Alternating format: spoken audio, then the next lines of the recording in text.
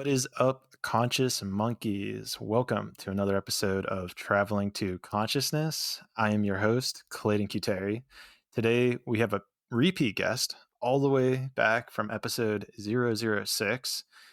She was requested to come back on, this is probably a good spot to mention that if someone you believe would be a good fit for the show, like let me know, before we blow up and everything's getting crazy. Let's get some people in here that you want to hear.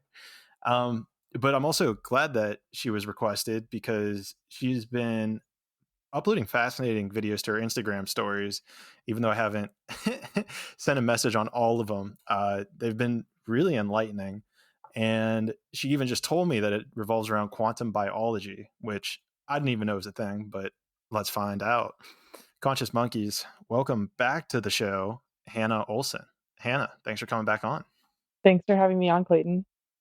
Yeah, so I'm excited. So let's start off with the big question, right? Like, what is quantum biology? That is the best question because I feel like that's the hardest one to answer.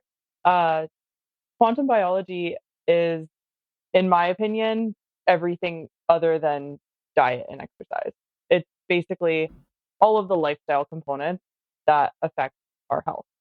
Um, One of the major things being our light environment and our electromagnetic environment as well. So. Okay. So that would be like any type of light that you're like bringing in or like just Mhm. seeing and does this even limit you at the eyes, or would it also just be like your skin pick up light in different ways?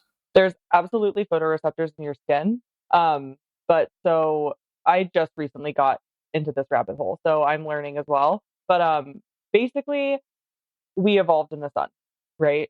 You're going to Egypt, you're going to the cradle of civilization. I'm sure it's going to be a very sunny place there, right? And we evolved outside. Animals live outside. We're in contact with our environment, you know, and everybody is into grounding and all of those types of modalities to get back in touch with nature because we're super divorced from nature.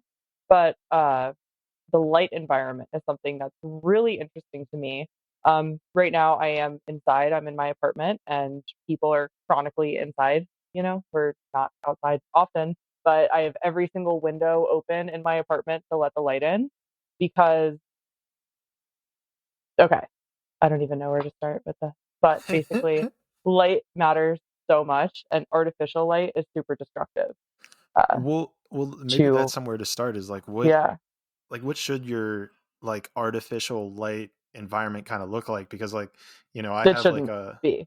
there should be no artificial light whatsoever. I mean, ideally, we're talking ideally, right? The perfect So world.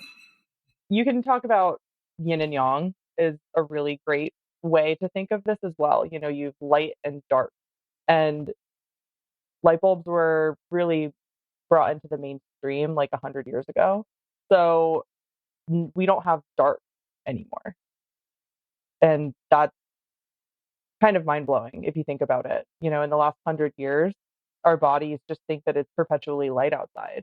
And I'm sure, have heard of circadian rhythms, and those impact every single layer of your health and well being. So you can eat right and you can exercise, but if you're exercising in a gym under fluorescent light bulbs with Wi-Fi routers and TVs everywhere, like that's also negatively impacting your well being.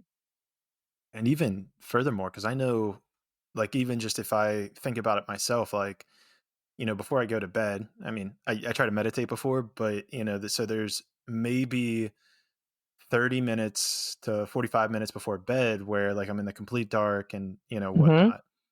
But even before that, right? Like, if the sun goes down, let's say at, 6ish, I know it changes, but let's say it goes down at 6 until like 9:30. I still have lights on in my house. I'm still have my phone in my hand. I still have the Hmm. TV running. And so Right. is that just perpetuating to me that it's still daytime, that there's no reason to start making sleep chemicals, let's say. Absolutely. And so, like we have seasons and cycles of nature, our bodies are built to be in tune with those cycles. And so it's, right now it's March.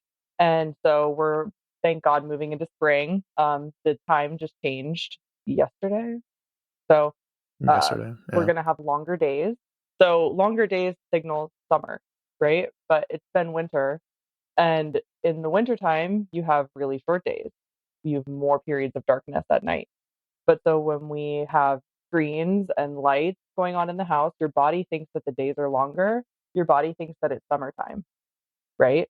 On like a small quantum level, you could say. Mhm. Um, and then that moves into food. What happens in summertime? You have access to carbohydrates in nature. So people want to binge eat carbohydrates because in summertime, fruits are growing, berries are growing, you have access to all of these beautiful fruits and veggies. In wintertime, you don't have that unless you live in an equatorial climate. So then you can dive into the food rabbit hole with this as well. Um, yeah. So then, speaking of the food rabbit hole, would it be Mhm.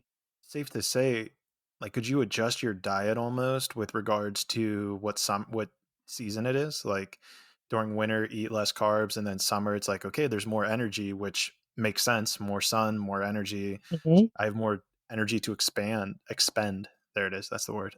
Right. Well, expend in your expansion, right? Same thing, right? Right, right. But yeah, absolutely. So if you ideally, we would be eating foods that are available to us locally, you know? And I've learned quite a lot since I came on last time, even to the point that like agriculture is not necessarily normal or natural. Just because something can grow Air doesn't quotes. mean that it's yeah, right. Doesn't mean that it can if it's not from your environment, like, should you be eating it? Or is the imported papaya from Mexico in November, like, is your body in tune to have that? No, there's so much dissonance happening right now.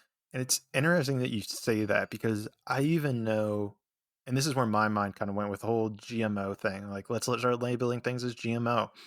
Like, my Mhm. perception is like, well, like at what level, and maybe there's like a whole like FPA or what is it, FDA, like reason that you can label a GMO. But my monkey brain, it's like, everything's GMO. Like there is no, like we've Yeah. modified everything. There is no, like what wouldn't be modified in a sense, like except for water. Like if it's just pure H2O.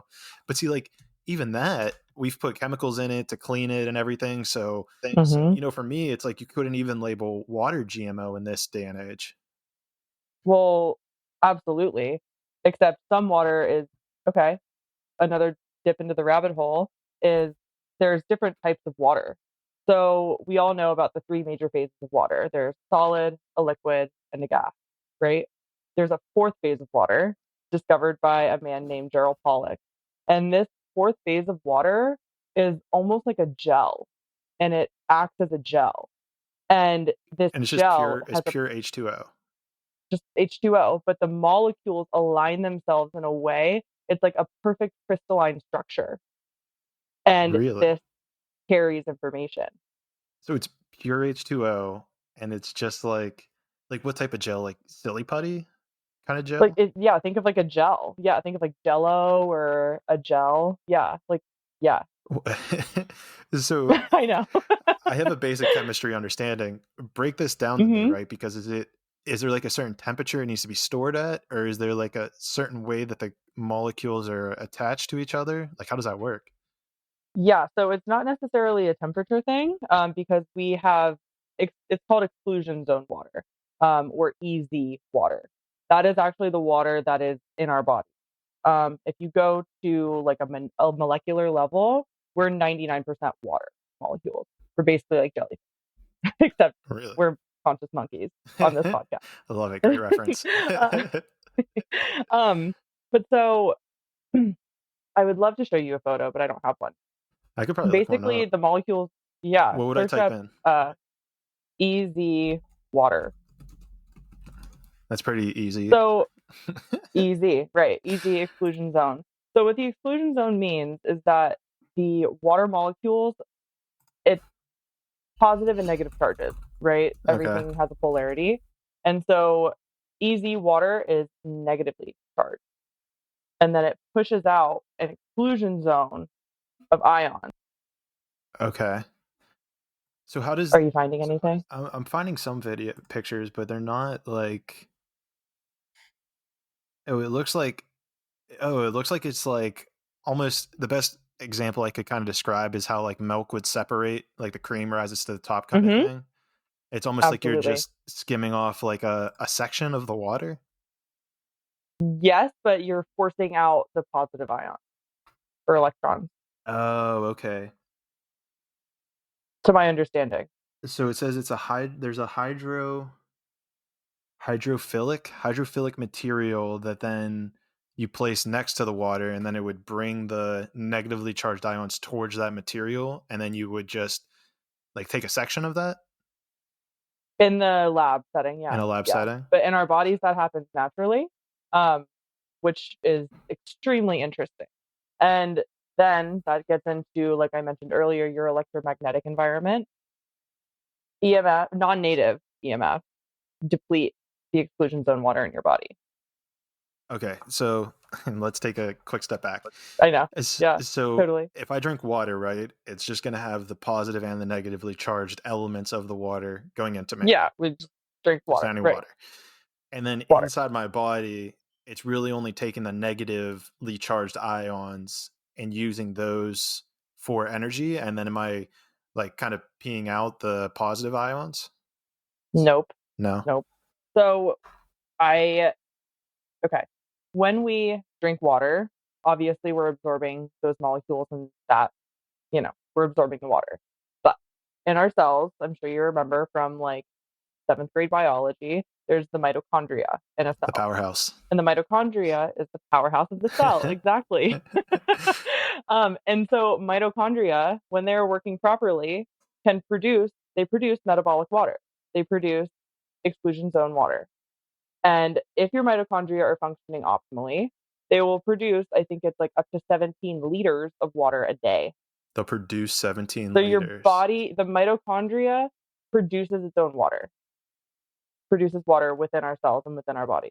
And and so it's producing the exclusion zone water. Yes. And so what is it taking to transform into exclusion zone water? Just normal water?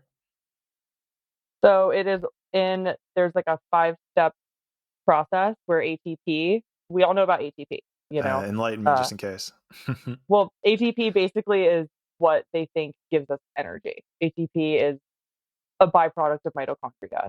But there's a 5-step process. And the fourth step of this process, they produce H2O. The mitochondria produces H2O The in the fourth mitochondria step do. of this process. Yeah. So then would it would it be harmful or beneficial to drink easy exclusion zone water? I honestly am not sure about that, but my personal opinion, and again, I know nothing, but I think, I don't know. I don't know if it would Not matter. sure. Haven't gotten to that part of it yet. Yeah. So your body, when it's exposed to sunlight, red light therapy, things of that nature, that expands the exclusion zone of the water in your body. And real And quick, I want you to give yourself mhm. some credit here. I don't want you going around saying you know nothing. Well, but you know what I You mean. taking some classes, right? I mean, you're not just pulling all this information out of thin air. Totally. Yeah, I'm not channeling You it. know, channeling it. That's for a different podcast. Yeah, right. I mean, yeah, not my podcast. Yeah, we've got those on coming in the future weeks. Heck Yeah, yeah. so a little teaser for everybody. Mhm. Um, okay, so all right, so it feels like we kind of hit the bottom of that easy water hole, the bottom of the easy Yeah. watering hole. Um, so if we Just a taste of the easy just a hole. taste, I feel like I want to get my hands on it now. Have you tasted? Is it like readily available anywhere? Can you buy it? I know. I have not. No. No, not at all. I'm just personally working to expand and optimize my mitochondria to just keep producing my own water. But I feel like I'm chronically dehydrated. I have that same feeling sometimes as well. Yeah.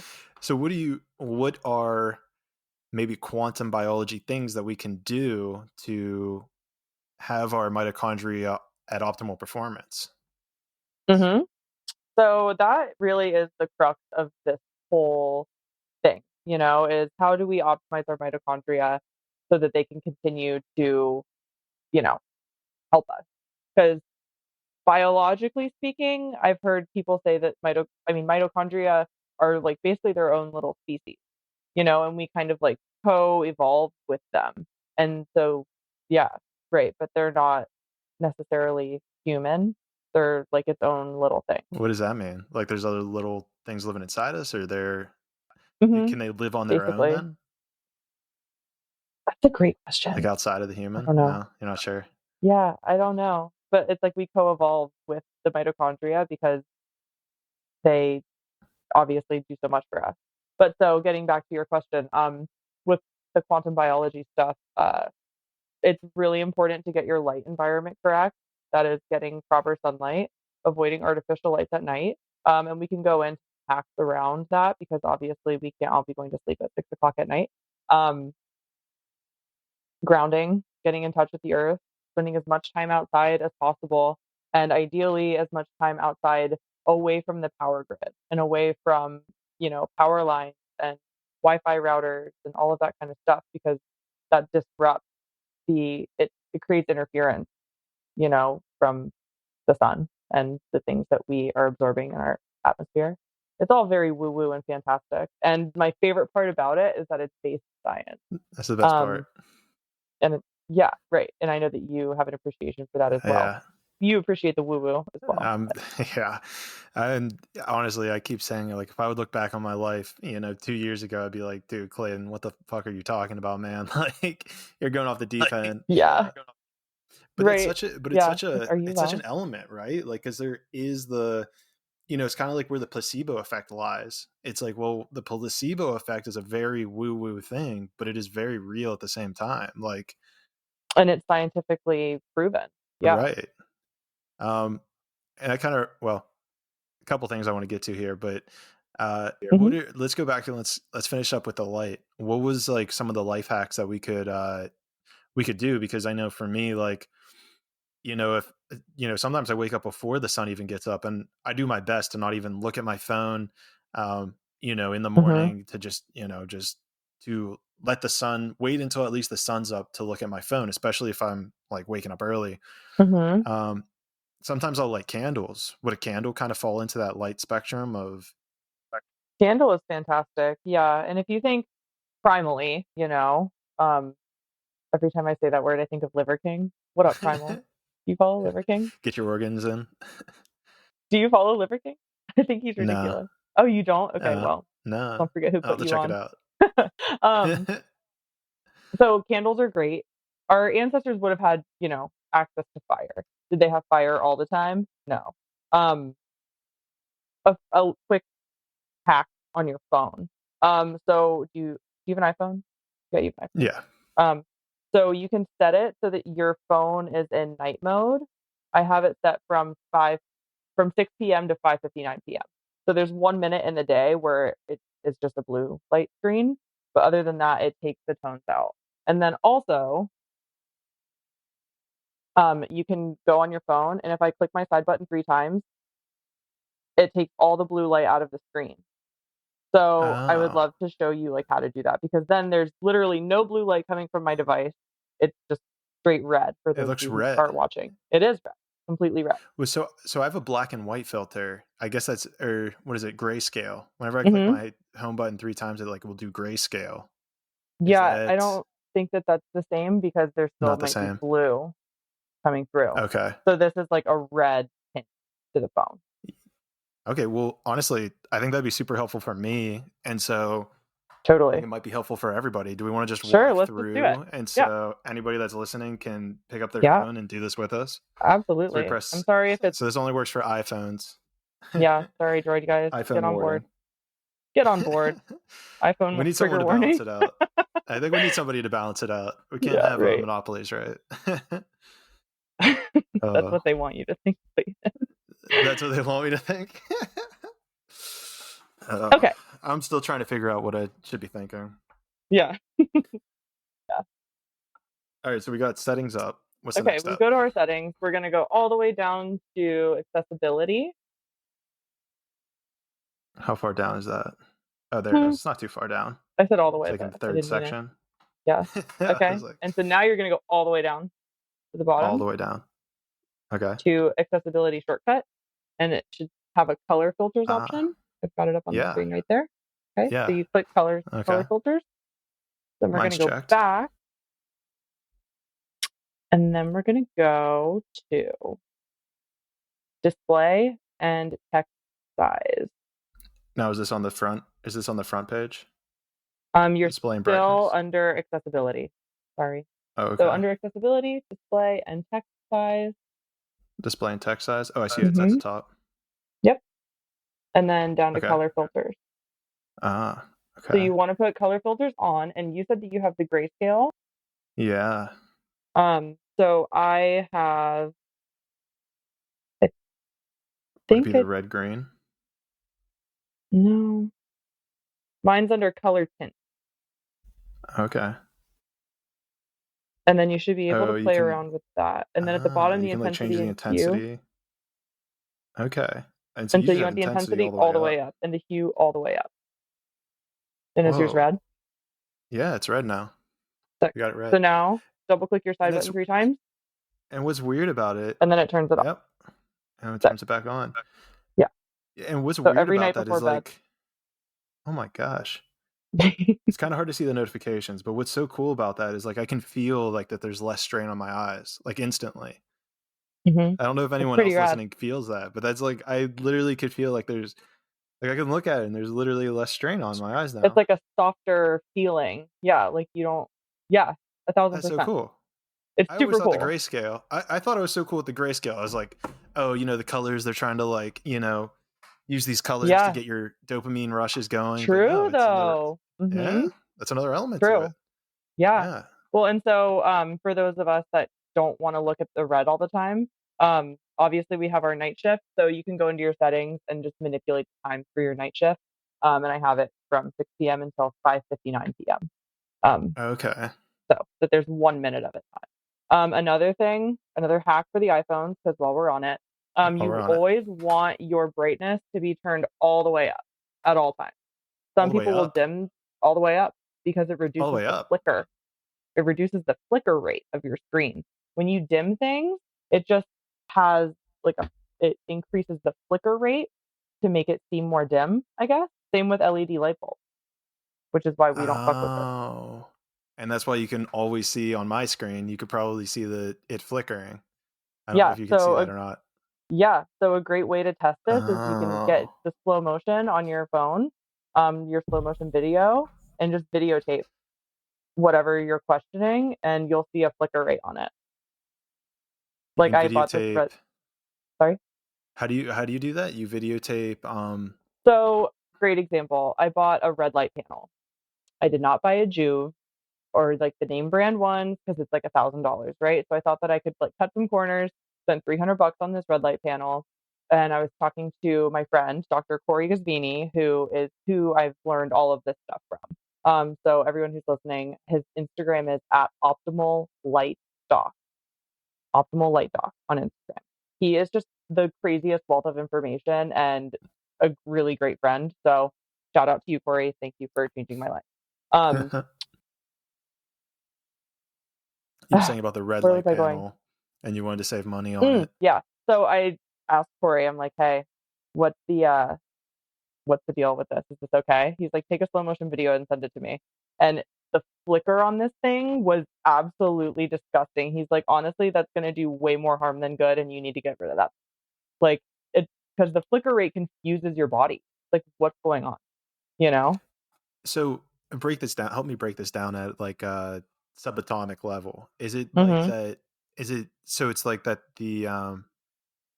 Okay, so light emitting diodes, LEDs. The way that works is through a signal getting processed through it, and because everything's like on AC, it's that sinusoidal function of it that is propagating the light Mm-hmm. bouncing out. And so it sounds like what's happening with this is that the slow motion camera is able to pick up those instances when it's on and when it's off.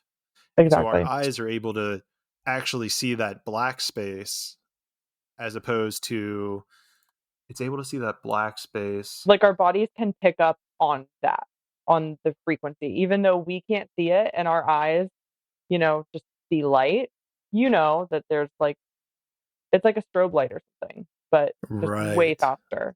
And that's how LED lights, save energy, is because they just turn on and off a whole lot, but it's Okay. extremely confusing to your biology. I don't really know the deep science about it. You should have Corey on to talk in depth about this stuff because I'll have to do that. he's just fantastic. But so what I use is incandescent bulbs. Incandescent Incandescent. bulbs are like the what are they? Like the Edison bulb. Okay. Um, where they have like it's a little tiny spark that's actually in there. So it's like a little tiny fire in your light. So that's way better because it's way lower on the flicker rate, and it's like less disruptive to your system. And so what I'm thinking about now is with I love this conversation, but I feel like we need to try to at least push it in Totally. a way towards like consciousness and spirituality. Yeah, 1000%.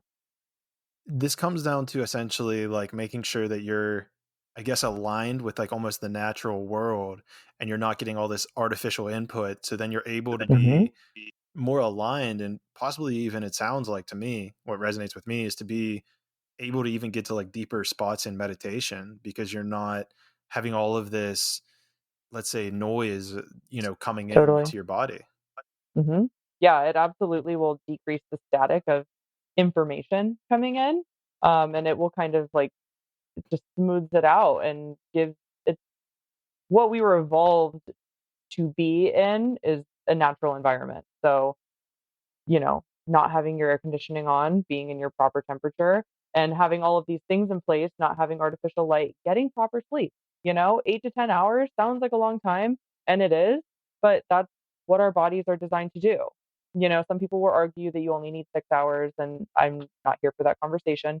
But, you know, when you get in touch and aligned with like the natural processes of the natural world, only then, in my opinion, can you actually like air quotes transcend and access the deeper levels of consciousness, that we are absolutely capable of tapping into. But I think that so many people are inflamed and tired and, just screwed up from the unnatural world, and just divorced from nature. So, Yeah, in a way, I'm kind of thinking about it is there's this idea of like different density objects. Like there's first density, second dec. So first density would be like rocks, trees, plants. Second density would be like animals. Third density would mhm. be like humans. And then fourth density is like arguably, I think they say like Buddha and Jesus were fourth density, but it's like that element of love and so it's that transcendent Mhm. part. You can go up from there. But Mhm. so with that being said, like, it's almost like these are elements that keep us trapped in third density where it's like your body kind of needs to fight against these elements of this like material world that kind of are, it's like if you're, let's say, ascending, like literally think about somebody trying to ascend or go upward, but yet it's all this like frequency or noise is coming Energy. into that, yeah, into that energy. It's destabilizing and you can't like go straight Mhm. up. You have to like go to the right and fix this. Then you have to go to the left and take this out. But if Mhm. you're being bombarded with it 24/7 in your daily life, whether it's sugary food, whether it's this light issue that we're talking about, you're not getting enough water, it almost makes it impossible to transcend. 1,000%. And, it's instead of spending time focusing on meditation or reading books or not reading, which is something that's an interesting thought that came into my life recently, was to stop reading, to stop taking in information, and to actually uh, put out information, write, talk. Like you are doing a great job of creating stuff instead of just taking in information all the time. Thank But you. so, we our bodies and you know, our energy is being scattered in so many directions trying to pacify all of these things that are bombarding us, and we don't even know about them, you know? But these studies have been done for a really long time. There's a book called Going Somewhere. The author escapes me, but this he wrote that book I think in like the 60s or 70s about electromagnetic fields, and he was just talking about power lines. He wasn't talking about your Wi-Fi router and your cell phone and your Bluetooth speaker and your AirPods and all of these things that are messing with your frequency, truly, like on an actual scientifically studied level. And so I think that until we are able to uh, correct these things in our environments, we can't really go up. What do you think? Do you think there's like this? I don't know why I'm going to a conspiracy kind of point of this. I'm just I love them. you're on it. It's hard to not. Maybe that's why I am. I'm just feeling it. I'm feeling that energy. So do you think that? I guess it's like our, you say things like AirPods, like lights. Is it just a byproduct of like our evolution that we have found a way to integrate these things into society and like, okay, well, this is how electricity works, or okay, this is the best way you figured out to do lights, or AirPods, for instance, which I've seen they've put up like EMF meters and they go off the charts. It's like, I guess the conspiracy side of it is like, well, people are doing this on purpose so that other people can't transcend. But then is it, do you like, where do you feel like you fall in line? Do you feel like it's purposely done to hold back the population from transcending, or is it more along the lines of just like this is a byproduct of like the products that we've created? I love to think that people are true and good and moral and, you know, AirPods are convenient. Like, I wore AirPods, I think, in our last podcast together, and then I learned all of this stuff, and I was like, "Oh no." And so I bought myself a new pair of wired headphones on Amazon, and I bought the little dongle to put it on my phone, and that's how I go on runs now, and it's not convenient. You have a wire, but you just so I think convenience is really the reason why all of these products have, you know, come to market and why they're so popular. I mean, people don't buy stuff unless it works and makes your life easier, right? That's basically like how you sell a product. Is does it make your life easier? Is it better? But I also am extremely, you know, I question a lot of things. And I think that yeah, this stuff is absolutely kind of pushed on us a little more because it does lower the frequency and does lower the vibration. And that brings me to, you know, we're okay, EMF, right? The non-native EMF. I call my sister's AirPods her microwave, right? Because what does a microwave do? It's basically the same thing. You know, it just makes molecules vibrate really fast, and that's how it heats up food. And when I was wearing my AirPods, I would feel like my ears were hot. And I didn't know if I was like having like a placebo kind of thing because I knew that they were bad for me or not, but like my ears would feel hot. And then you've seen these studies and stuff online where people have the readers and they're just off the charts for these things because they are basically producing microwaves. That's what it is. So we have cell phone towers, we have satellites, we have 5G towers going up, which I don't really know if that's good or bad. Um, we have all of this stuff, and the atmosphere of the Earth keeps trapping it in. So they're just bouncing up and down. So we're basically like creating a microwave. So that is one explanation for what's actually happening with the global warming situation, Whoa. not animal agriculture. Whoa. I never Yeah, thought about it at that level. but it makes sense, doesn't it?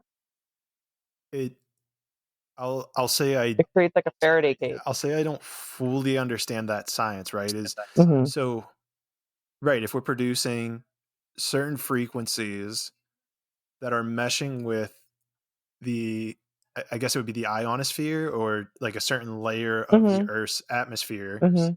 If it's hitting it at an incorrect frequency, then it would just repel it back down onto Earth. Like, for example, like Hmm. that sphere, the ionosphere, I believe that's the correct terminology, but I know there's a layer. Yeah, Is that it? I believe you're Where right. it repels like majority of the sun's rays. That is essentially what keeps us safe. It's why we don't just Exactly. burn Yeah, up. the solar radiation. Right, right. Exactly. It solar radiation. Wow. So if it's roughly in that same, holy shit, I never thought about this. Yeah, because if it's roughly at that same frequency, right? If it's a radiation frequency, it's Yeah, not going to leave our atmosphere. Like even the whole nuclear thing exactly. that I guess happened at Chernobyl, it would be my assumption that that would still be somewhere, and maybe it's like residue is like left majority. But if the ionosphere has been made in order to repel radiation from the sun, I Hmm. assume that it's going to be a two-way protection system where it's also not letting things out. Absolutely. Yeah. Right.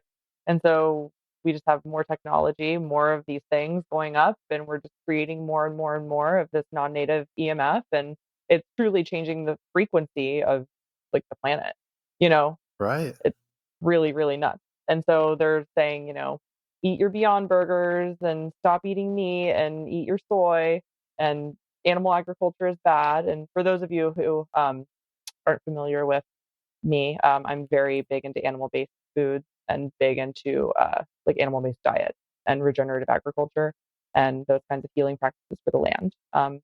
So that is where I get really annoyed, especially when these people are saying this with AirPods on the internet. You know what I mean? Now this comes back to the Yeah, whole, do you think it the conspiracy, right? Is it one of those look over here at the food industry with meat and plants, totally. or is it just ignorance? Do they just not think of it at this like electromagnetic level? Or do they, you know what I mean? Like, are they just capitalizing on, because I know, and here's what's crazy for me is I know there's so many different like vegan, like people who push veganism, and then they own their own like pea protein plant. And to me, it's just like, Mhm. okay, like I'm all for it. Like if it works for you, like by all means go for it. But for me, it's like I'm not going to listen to someone who's also making money off of pea protein if they're, telling me I need to eat it.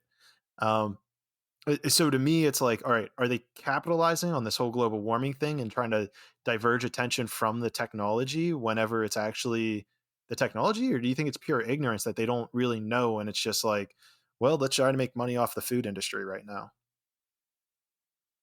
Well, I'm completely deep in the conspiracy rabbit hole, and I definitely think that there's, like, a depopulation agenda going on. Um, you can look into Bill Gates and who he's funded by and his lineage and the people that he's associated with.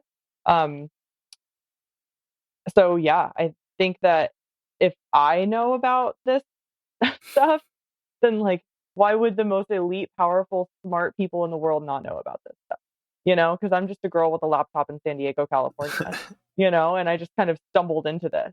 And there's people that do deep science on this kind of stuff, and I do believe that there is an agenda, which is why they're pushing the Beyond Burger, and they're pushing people eating bugs, and they're pushing, Well, yeah, you will have nothing and you will before we be talk too much shit happy. on bugs, I've heard a lot of good things about like the idea of cricket protein and that it's like a complete protein. Oh, I've eaten Yeah. it. It's delicious. It's called exoprotein, yeah, 'cause it's like the Okay. exoskeleton, and it's actually very sanitary because the bugs are grown in, like, a lab. Oh, However, that's not well, there natural. you go. Well, Mhm. and that's so there's a couple of things here that I want to touch on. Number one, I know when Mhm. like maybe because this is a great way to link back to consciousness. So all animals, all plants, like have a form of consciousness, right? Like I find it interesting how people want to absolve the idea of like plants not being conscious, and yet it's like, okay, well, don't kill a cow because it's more conscious almost, right? Um, there's been plenty Mhm. of studies that have shown like where they put like a plant next to a boiling pot of water and hooked up like EKG I think to the plant and dropped in shrimp, like live shrimp, and the plant had like a negative reaction to the shrimp going into like the boiling water. Have That's you haven't seen crazy. that? Oh, it's No, that's there's like fucking a whole crazy. book about like the way like inflicting pain on people around plants, and they pick up on that consciousness. Like they Totally. feel those vibrations. And so this Mhm. transitions into my next thing with like crickets, for instance, right?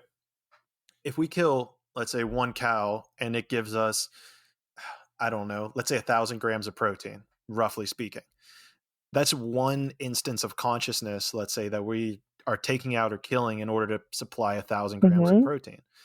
Well, then the question becomes is like, well, how many crickets do you have to kill in order to supply that same amount of protein, or even plants for that matter, Mhm. right? Because arguably, and Well, plants would be exponentially more than right. crickets. Exactly. Oh, which crickets are going to be a huge number in the first place too. Like Yeah. it's got to be at least like I don't know a couple thousand crickets, and I know them hypothesizing here, but it's far more than one, right? And so then Mhm. you can transcend that idea, and it's like, well, how are we like picking our judgment of where we get our protein from, and yet saying it's in the best interest of like not killing one thing, right? Because then you're killing thousands of things. Totally. I mean, and I understand the moral ground for the vegan argument. I was a vegetarian for a long time when I first started learning about Buddhism and those kinds of philosophies. But when you get into the reality of how these vegetables are grown on these giant monocrop fields, and it's just, you know, almond trees for miles and miles and miles, and there's no biodiversity in this land, there's no wildlife. The giant turbines that come and harvest these things kill everything in their path. So the bunnies and the crickets and the doggies and everything that's in there goes, gets ground up with everything else. So I think that we as a society have gotten, well, a society in America have gotten extremely soft when it comes to the reality of life. And that's that, there's a cycle and there's a circle of it. And when we are divorcing ourselves from nature, as we now are, and you go and pick up a Beyond Burger at the grocery store and have your little badge of virtue on, that's cool. But like, there's major implications and there's a lot more to that than someone that grows and harvests their own animals. I know this is something that you've probably posted before, but my big thing is looking at ingredients, like what's Mhm. in it, right? And I think I know you had to have posted something like this before, where if you take a picture of like the ingredients of something like, beef, it's just beef. But if you take a picture of an Impossible Burger, that's a paragraph long of ingredients. It's Yeah, just like, yeah. all right, well, Wheat what gluten, soy protein, things I can't even pronounce, like natural flavors, whatever that means. chemicals to I make it look recently like protein? Yeah, I recently stopped even eating natural flavors. Like, I just buy plain LaCroix. I don't ingest any. I'm trying to get as away from the synthetic food as possible, but it's difficult sometimes. How is there a way to tell? Because I know like super against like factory farming and all that stuff. Is Totally. there a way to tell if beef has been like factory farmed or even um, you know, given at least some amount of love while it was being, taken care of in some way, shape, or form? On a label, no. And No. so that's when it becomes important, if that's important to you, to find a farmer and connect with somebody, or, you know, get meat from a source. Like White Oak Pastures is a really great one. I know that Dr. Paul Saladino, Carnivore MD on Instagram, he gets a lot of stuff from there. And those are cows on grass in the sunshine. They have one bad day versus a cow in a feedlot lives in hell every single day. Um, but if you want to go strictly on labels, like for the grocery store, you want to look for 100% grass fed, grass finished. Because you can say that beef is grass fed because you fed them one blade of grass.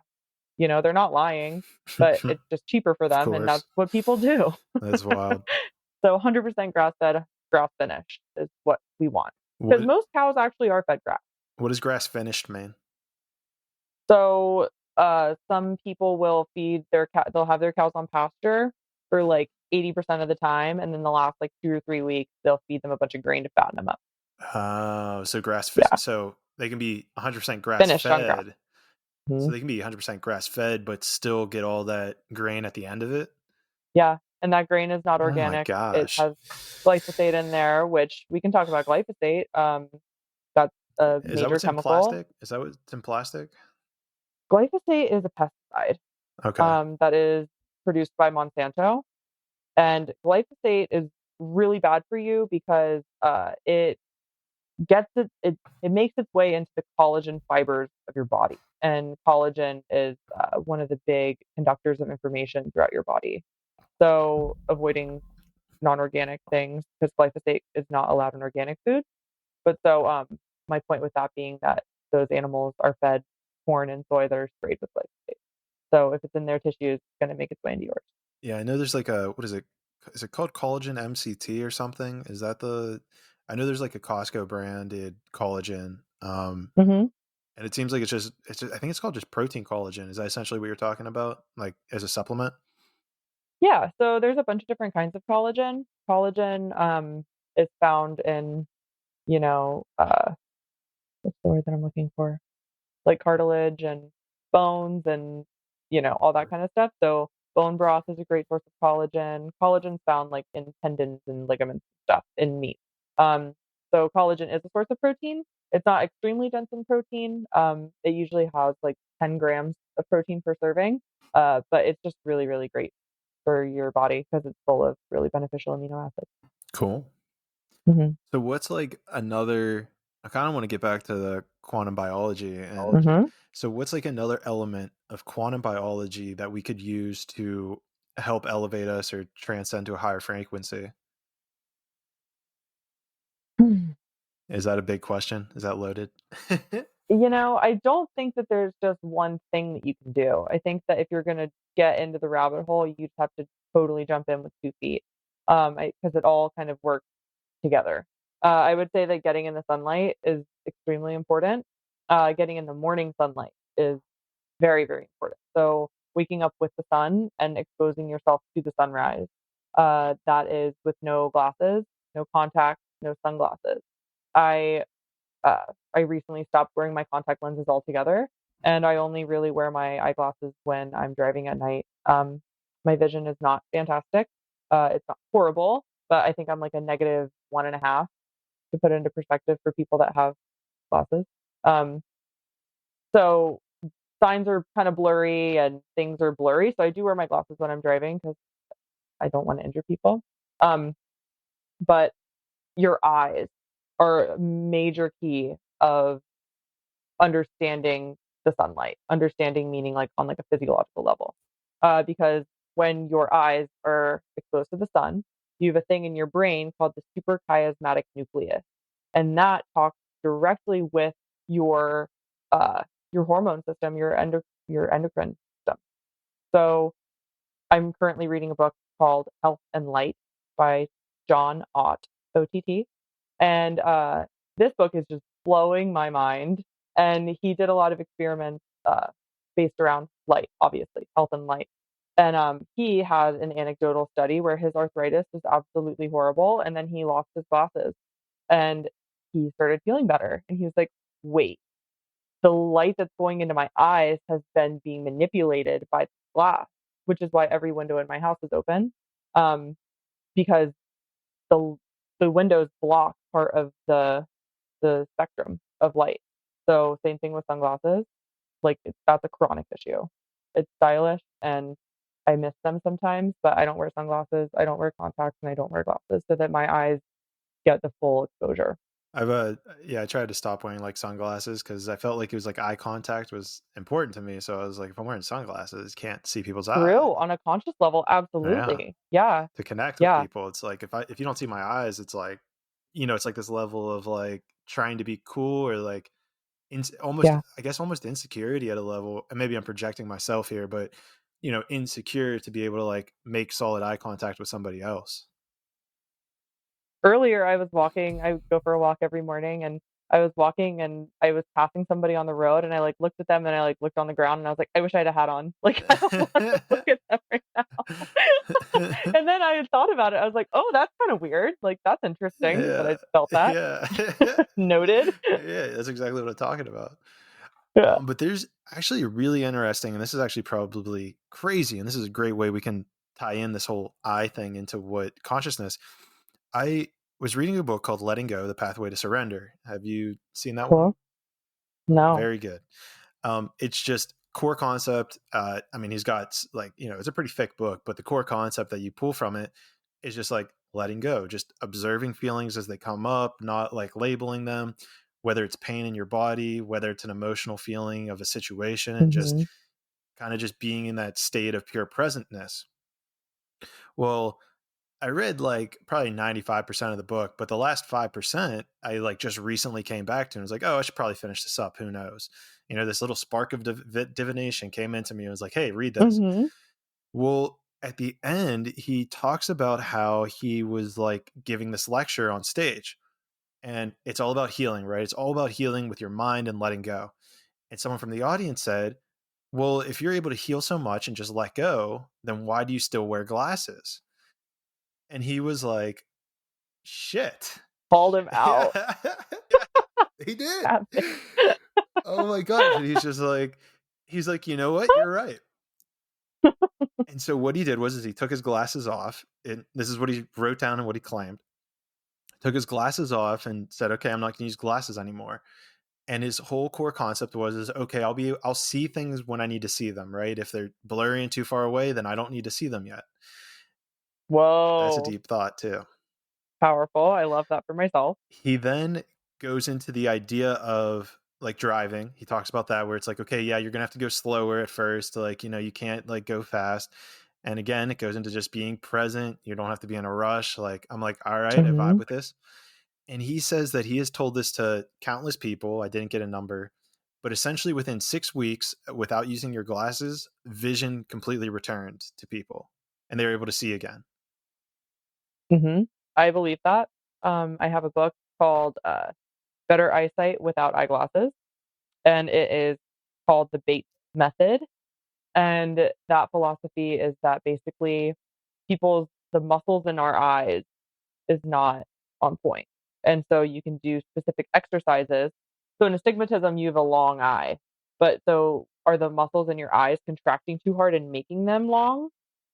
And so that's a really interesting concept as well. It's like, that's so sick though, 6 weeks. That's what he That's said. cool. I've been doing this for a couple months and my eyesight, honestly, I don't think has gotten much better, but I've gotten used to it being not sharp, Do you feel like you've been like which I don't squinting or totally, see? 1000%. Okay, so But I'm also So I think sorry. that's a huge part of it because I know whenever before I got glasses, like when I was in grade school, like Mhm, middle school maybe, like I would always squint really hard to see things, and the strain that mhm. puts on your eyes actually can cause like headaches. Like I was getting really bad headaches Yeah, just from squinting for majority of the day. So I think, and I would challenge you to do this, is to let go and just don't squint, just to let just let go. If go. I need to see it, I'll see it. Exactly, If I was meant to see this, then I'll see it. exactly. That's insane. That book kind of sounds like The Untethered Soul, which you and I Similar. have talked about that we were both reading, Yeah, where it's just kind of like your thoughts are your thoughts. They're not who you are. It's not part of your identity. That's your ego trying to label that. yeah, That book is sick. yeah. I feel like it also ties in kind of the power of now a little bit. Like Mhm. power now feels like it's a little bit more about like the fact that time's an illusion. I would say then Yeah. untethered soul is a little bit more about like your journey through life and how to use these practices throughout your life. And Mhm. then letting go is almost like pretty much disidentifying with like yourself, disidentifying with anything that you like hold on to, I guess. And that's the hard work, right? The dissolving of the self and the ego. Like, I've been going through some life shit lately, as we all are always, and it's just like, who am I? Like, what do I want? Like, trying to just channel it, and so that's also where this quantum biology comes in for me. I'm just trying to shake off the dust and clear out all the external stuff so that I can properly receive the messages that I'm meant to, That's hard you to know? do. I just had like a It's really hard. hypnotherapy session. I forget who I was telling. Oh, maybe I was talking about it on. Oh, it Ooh, was pretty cool. Um, actually, the girl I just released today, it was the lady who did it. Yeah, cool. first of all, she has a super dope story in and of that self. Dr. Ann Balkonsky. I don't remember if it's Balkonsky or Balkansky. Sorry, Ann. I know she's listening. Uh, and yeah, but that was like a huge thing that I like kind of went through was like, in my current situation, like I know I'm doing what I need to do with like the podcast and everything, but like there's this Mhm. level of comparison with other people. There's this level of like, well, they're younger and they've done this, or I see someone who has uploaded 500 podcast episodes and I feel like mentally I should be at the same place as them, even though I'm at Yeah. 50. And what came from that was like really identifying like where this energy of societal pressure I was putting on myself versus just trusting the process. And it's like, no, this is like, you're doing what you need to do. You're following Mhm. your highest self, your guide, whatever. And like all this other noise is just society. You could kind of relate it back to the to the frequency of the EMFs. Well, totally, and I was just talking with somebody today because one of my friends, I was saying all my things that I was doing today. They're like, "What are you up to?" I was like, "Oh, this," and they're like, "Do you ever just like chill?" And I was like, "Honestly, no, because I put too much pressure on myself to just hyper perform, and then I feel like I never have a time to have a breath, because it's just probably comparison and being unhappy with where I currently am." I mean, but like in do my you career meditate? and my life and in Do you school. meditate? I do meditate, yeah, Yeah. Yeah, I yeah, mean, this is me projecting again, so take it or leave it. throw it Yeah, but on me. it's a combination. For me, it was a combination of like that societal pressure of like I should be Mhm, further, I should be doing more, like da da da, which totally. Yeah, becomes this internal pressure as well. But then yeah, another element is like being easy on your. I need to bring somebody on who actually was like a software engineer, create a startup company, and he's now in this whole like consciousness realm. And cool. something I really want to ask him because I'm still trying to figure this out is the idea of hustle culture. Like to me, I feel Mhm, like, and it's hard for me to confirm this because I have yet to like I don't have like on paper I don't have like $1 million business to my name, but to me it feels like hustle culture just it doesn't feel aligned, at least to me. It doesn't feel like something that's like okay, this it doesn't make sense to me that if all of this is just a game in a sense, like I kind of see life as a game anymore, like it's just fun, it's a game. It doesn't make sense to me that we should be spending what you look at all these people like Elon Musk, Gary Vee, it's like, well, you should be working every single second of the day to make your life happen. And this is every motivational speaker is like, yeah, if mhm. you're not putting in 100-hour, work weeks, then you're not going to make it happen. And to me, it's just like, it's just like too much. It just feels overwhelming. Would you say that Gary Vee is a definition of hustle culture? I've never even heard that term before, I think so. I mean, to him, or a well, great example. it's something that's popping into my head is that a video he did where he's like in the big picture, like years, he's patient. But then he says day to day, he feels like he needs to get everything done. Like everything needs to happen. He needs to be able to do as much as he can in a day. And to me, like, Mhm. I get it, but like, I don't know. Like, and so it's hard for me, right, to say he's wrong because look at him. Like he's got millions of followers. He's, made businesses. Yeah, And dollars. exactly. Yeah, exactly. Yeah. But to me, it's just like, especially from like a creative place, if I was to just record a podcast every single day, I mean, I kind of want to, but if it's not coming from a place of like love and enjoyment, then like, am I just Mhm. like I feel like I'm almost wasting time or wasting energy. And then that's going to compound itself because you're just building up all this, like, I don't know. I don't know. To me, there's something wrong with hustle culture in a sense. I was just thinking that, like, maybe they do get enjoyment out of that, and so that is aligned for them. But for people, like, I mean, I'm totally with you.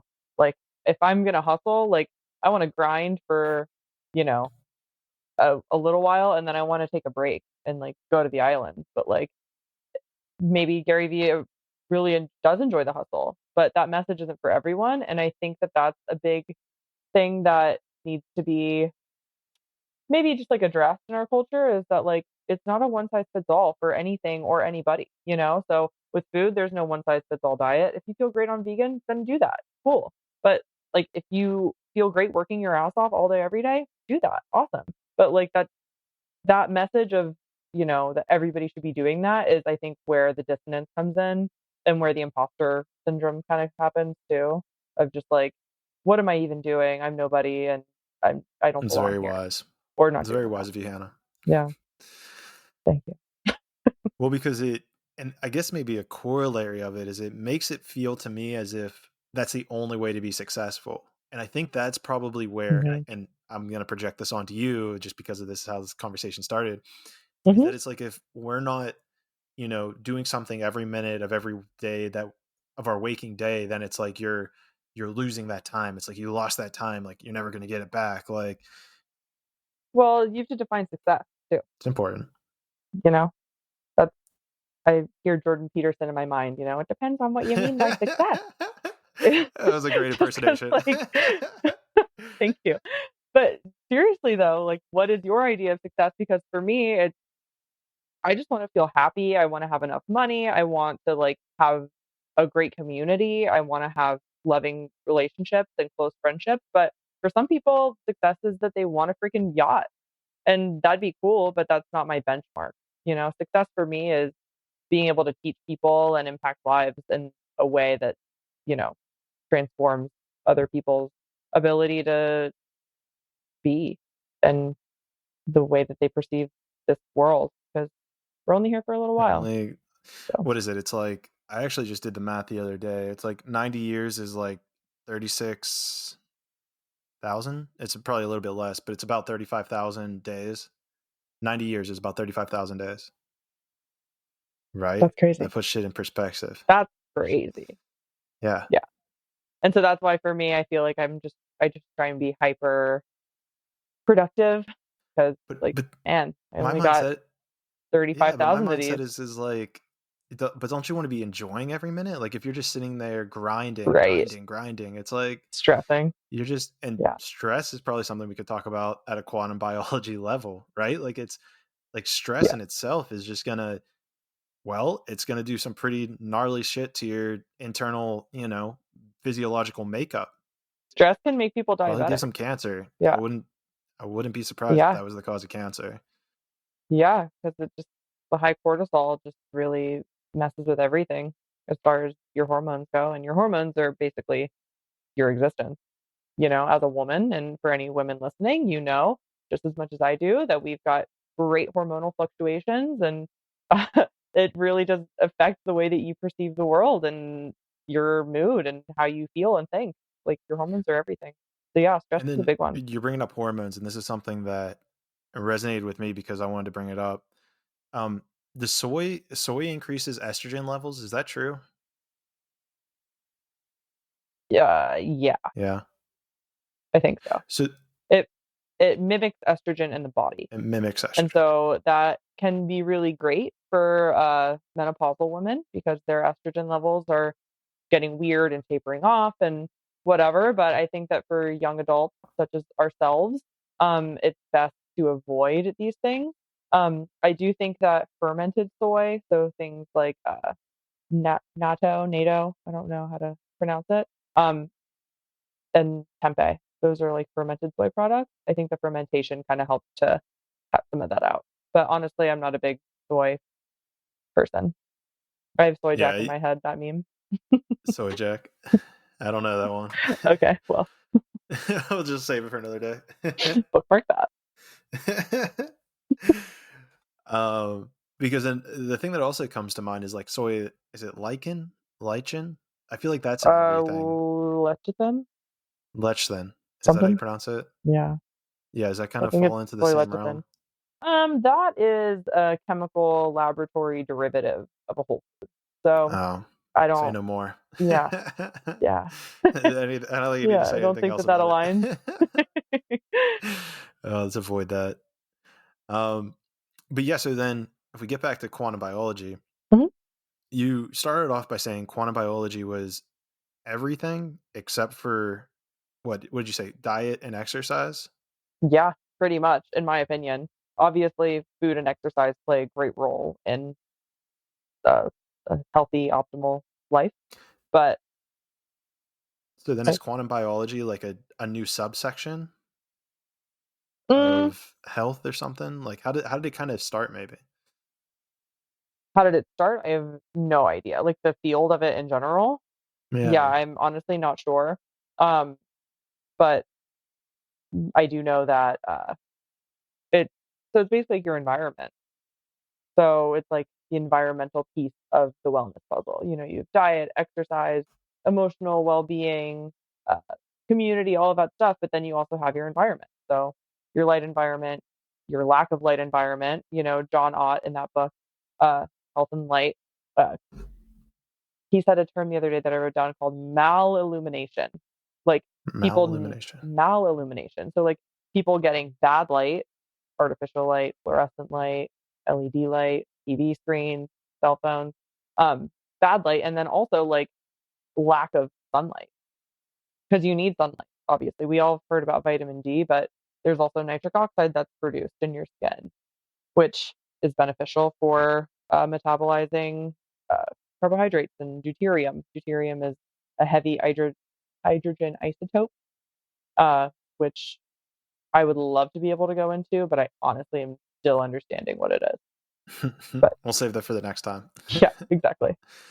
Well, what's interesting about all this light stuff and like your environment is especially now that I'm on like this traveling, binge, I've been in Mm, San Diego, what, 2 times in the last, like, 5 months, yeah. and the other 5 months I've been, um, either in Pittsburgh or in Jackson Hole, Wyoming, which Mhm, both have been cold and don't get as much sunlight. mhm, And what I noticed was is that when I've been in San Diego, like, I've had the energy to work out 2 or 3 times a week, but whenever I'm in, like, Pittsburgh or Jackson Hole, well, Jackson Hole is a little bit different because I was skiing, but in Pittsburgh, like, if I work out 3 times a week, like, going to jujitsu and stuff, like, that's, like, good. Like, for me to get, like, stuff done, like, I'll work out a little bit, but the mhm. amount that I work out in Pittsburgh is, like, drastically lower than, like, in San Really? Diego. Oh, yeah.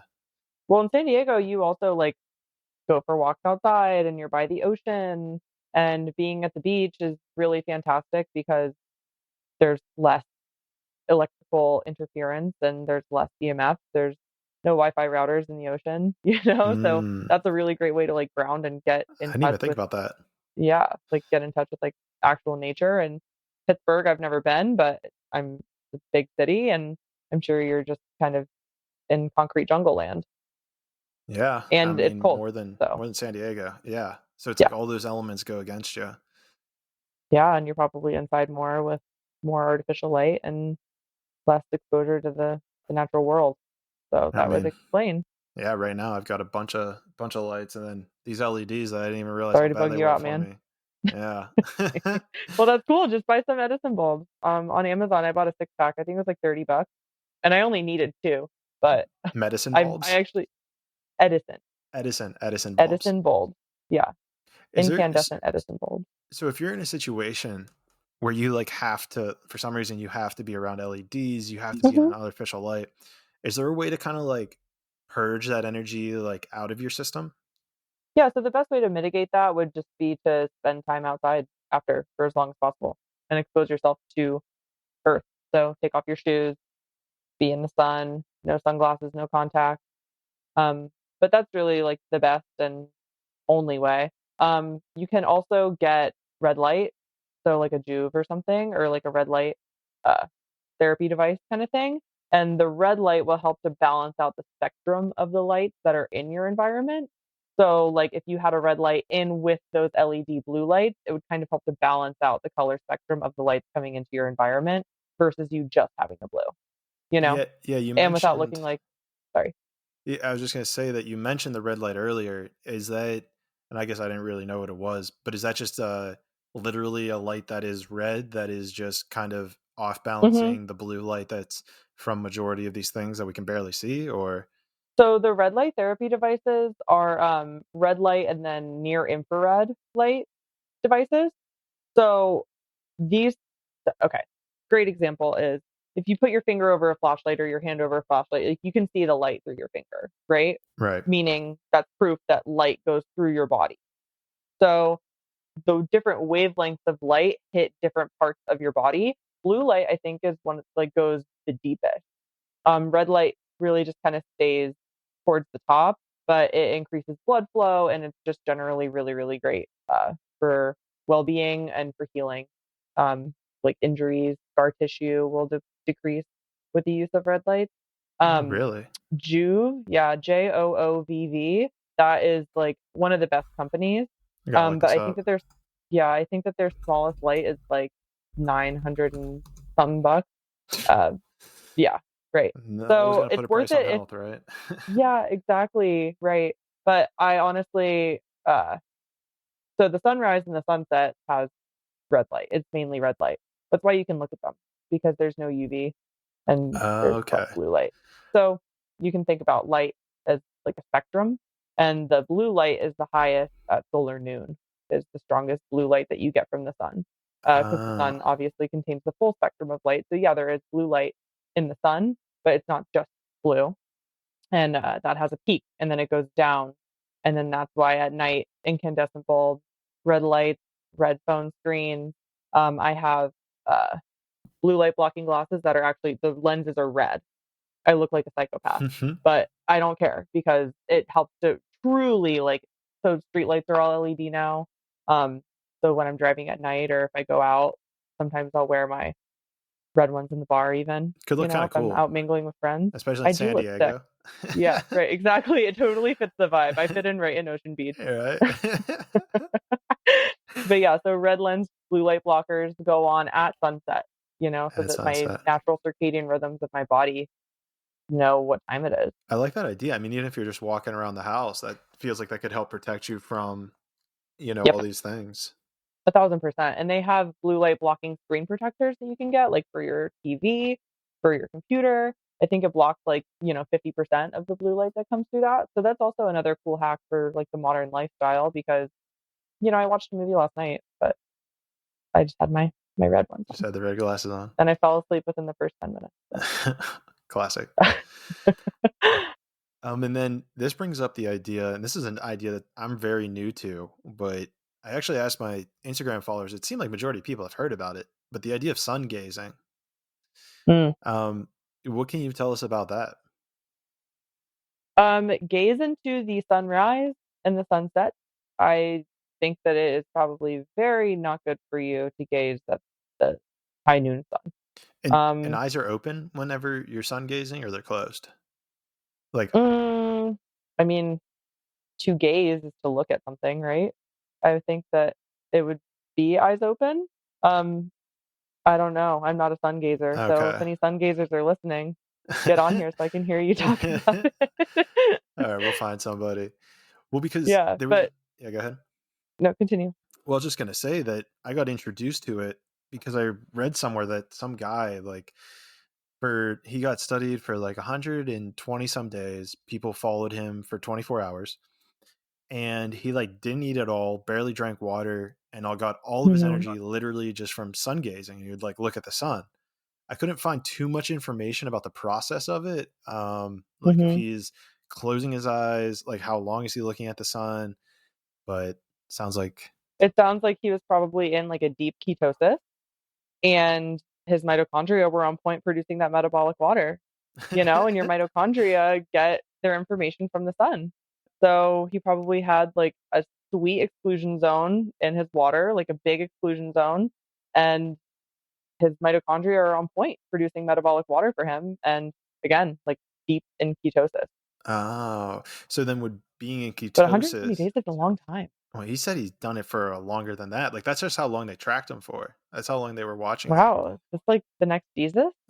Yeah, I don't know. Maybe I'll have to find him and send 4D you a vibes. link. Yeah, sun vibes. That literally, right? Jesus the Son. He's the The Son. sun, I know. I Dude, mean, yeah. The Bible is sick. yeah. That book is a cool book. It's yeah. That thing's wild on different levels. Yeah, it's sick. Yeah, and then the church came in and was like, nope, we're gonna use it as a mode of control. But Yeah, absolutely. And I think that, that's actually something that I never talk about is my spiritual practices and let's the do fact it. that I do enjoy the Bible and I think that Jesus rocks. And the other day so I work at a bar at night. And so that's like one of the toxic things in my life that I'm really needing to like switch up because I can't keep doing that knowing what I know about quantum biology, but it's crazy how like bills don't stop whenever your life changes and you get new information. So still working in the restaurant, but somebody was saying, oh, if you could have three people on a couch to talk to, what three people would you have? Like from history, they could be real or fake, dead or alive. Like who would you have on your couch? And so my first one, I said Mulan because Okay. Mulan is like that's my favorite Disney movie. I'm not a weird Disney person, but I just think that she's like a badass, and that's just what came to me in that moment. I was like, Mulan would be sick to have on there. And then I said Jesus, and they were like, okay, like you're weird, You're in a bar, you you can't know, say you're that. weird. Yeah. And then I said like I would like to want to meet like one of my dead grandparents because whatever. Yeah. But point of that being is like I said that I would want Jesus on my couch, people to ask questions to, and they were just like, oh, whoa, okay. We thought we knew I'm like, you. well, it doesn't have to be weird. Doesn't have to be weird, man. Doesn't have to be weird. No, but we can definitely jump into that because I feel like there's a conscious element. I don't know if I've really talked about it that much on this podcast, but there's definitely a lot of metaphysical truths that are like within the Bible. And Hmm. bringing up the person you brought up earlier, Jordan Peterson, like that's where my mind kind of got just ripped apart. Like I think 2017, 2018, I started watching just like all of his lectures and I was like, Mhm. dude, I was like, damn, like, so the Bible is like legit. Like, there's a lot of deep truths in it that we have Deep. somehow tried to make as being like, oh, well, this didn't literally happen. Like, the universe wasn't literally made in 7 days. And it's just like, now looking Mhm. back, it's like, how did we get here? Like, science almost tries to Yeah. like change the Bible in a sense. Well, I think that people are taking this book very literally, and I don't think that it's a literal book at all, you know? I mean, people say that Jesus turned water into wine. Do I think that he literally made something clear purple? No, but I think that being in his presence was just so fantastic that water felt like wine. I think that it's like more, it's not literal. I think that it's very up to like, you know, the spiritual interpretation, the spiritual And text. that's actually a really good like point that I don't think I've thought of it in that sense before because when you are around people that are more, let's say, enlightened or more Mhm. transcendent, like you can feel their energy. Like you become in Yeah. this uplifted state, like yourself as well, which is Yeah. fascinating in its own Right. rights. Well, yeah, and so it's like just drinking water felt like wine because it was so fantastic to be around this person. But, I know you are, into Dr. Joe Dispenza, Yeah. as am I, and he's done a lot of work with the Heart Math Institute, and, they've measured the heart field goes 6 feet around your body in some instances. And when I'm really, like, tapped in, tuned in, turned on, I really feel it in my heart, and I can feel my heart feel. And so that probably was it as well, because if you're within somebody's electromagnetic field that they're producing from their heart, like that would absolutely have an effect on yours as well. Yeah, I mean that's just pure, and you can look at that in a negative light, right? Majority of us are surrounded by negative people, and even take you maybe your 1,000%. bar friends for instance, where they're Mhm. casting that projection of like who's this weirdo, and then you take that on, like it becomes Yeah. a part of you, and it's not the, I guess, healthiest, right, to be in this state or in an environment where you feel Mhm. judged or criticized or like Yeah. denormalized. Well, but that's where dropping the ego comes in, where it's like, "Okay, yeah, you think that I'm weird, but I think that I'm cool. So, I'm sorry that" like, Yeah. not I'm sorry, but it's just like, "Cool, like, I'm just gonna let that one roll off my back because Jesus would definitely still be on my couch, whether you think it's weird or not." And if you wanted to talk to me about it, I'd My love couch to, isn't but changing. we probably aren't on the same level. My couch The stays, couch stays. okay? This is my panel.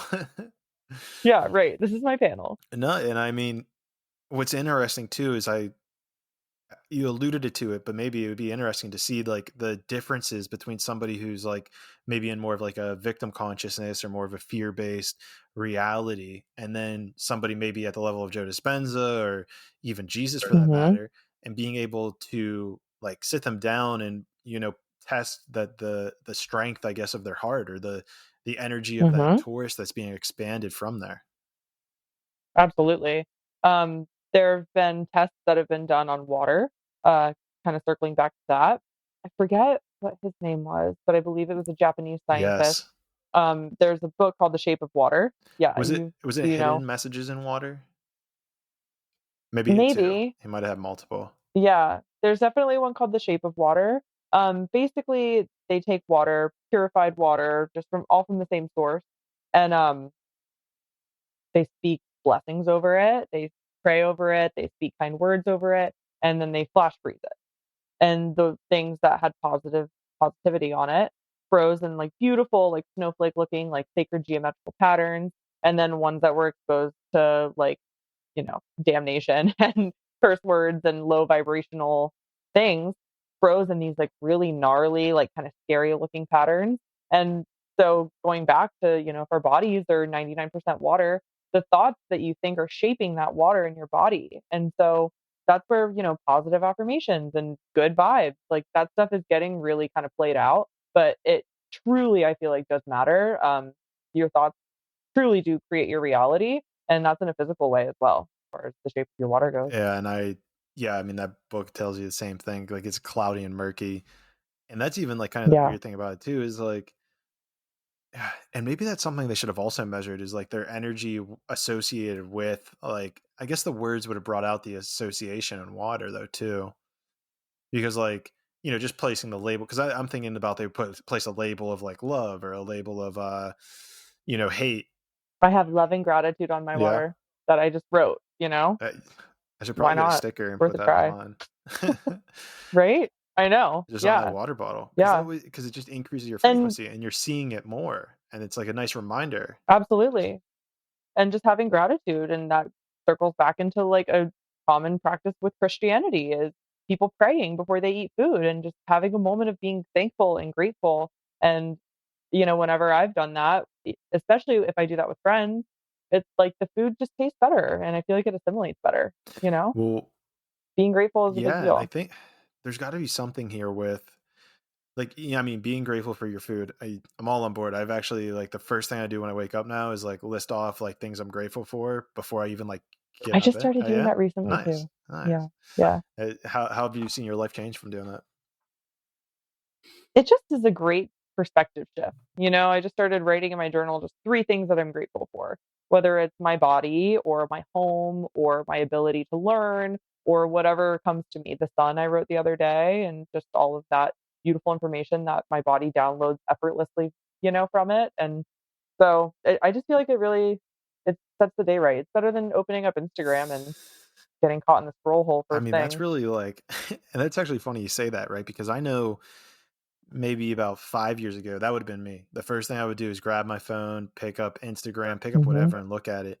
But now it's like the shift is now, okay, I wake up, say what I'm grateful for, meditate, maybe stretch, try to avoid all light at this point, and then it's like wait until the sun comes up. Good for It's you. so crazy, like just that, I guess that shift of like how many little things go into changing like this that could be just a 30-minute process at the beginning of your day, 45 minutes, but that sets the tone for everything. Like that changes the Totally. entire day, even though there's only, about 35,000 of them, but that changes your entire life, Yeah. you know?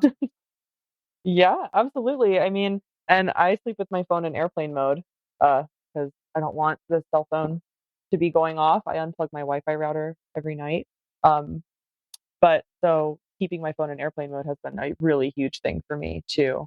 Just to like not check it first thing in the Mm. morning, because I don't have any notifications to look at. You don't have any at all. We were actually just talking about that before you started recording about how you just don't have any notifications on your phone Do not whatsoever, disturb, baby. which is Yeah. so sick. Yeah, you have to like make an effort. Like, you have to, for me to see notifications, I have to unlock it, swipe up, press in the pin code, and then swipe down to bring up like the whole notification screen, which is just a process. Do you not do Face ID No, either? no. That's Me the neither. easiest stuff to biohack. People don't realize Yeah, that. And it's yeah, like, yeah, you yeah, could just like take someone's phone and just put it up to their face. It's like, all right, what was the point of that? And I'm sure yeah, there's a bunch of, great. You'll never guess my four-digit password. I would never. Uh, No, I'm just kidding. It's like a four-digit thing, uh, I'm sure. People will guess credit card numbers and get them right, you know? uh, I mean, but like, I mean, I think there's also an element if you want to take this to a place of conspiracy theories. Like, I just don't. I don't know. To me, it's like I don't want to set up things with like my fingerprint or my face. Like, Yeah, I mean, if I just saw this video about, like, the Chinese surveillance systems, that they have in place in China, and they know where everybody is at all times, and they're doing the social credit score thing. They're betaing are that they in some of really? the bigger small cities. Yeah, I saw this whole Gosh, thing, and this one man was a journalist who was, not for the communist government, and he has a shitty social credit score, so he can't even get on the train. that's so fucked up. And, like, that's Uh, literally happening, so it's not even a conspiracy theory, all like, right. that's Well, I'm just going a to take a fact. second. I don't And remember so which yeah. episode it is, but there's a Black Mirror episode that talks about that, the social credit score.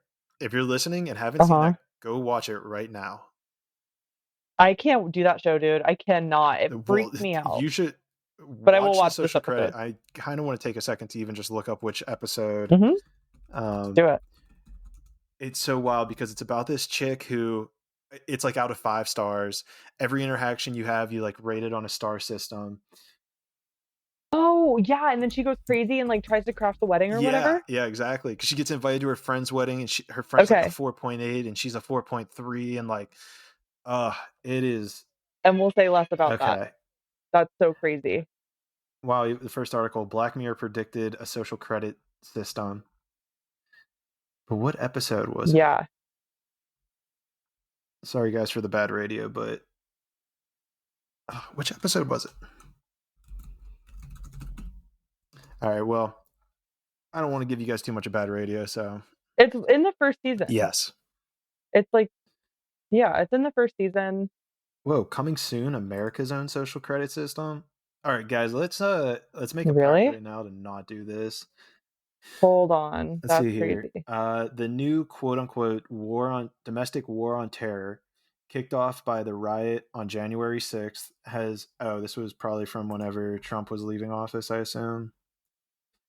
Um Yeah, when all of those people were let into the White Yeah, House. here, China's social credit system is a combination of government and business surveillance that gives citizens a quote unquote score that can restrict the ability of individuals to take actions such as purchasing plane tickets, acquiring property, or taking loans because of their behaviors. Sounds like a Oh COVID my passport. gosh, dude.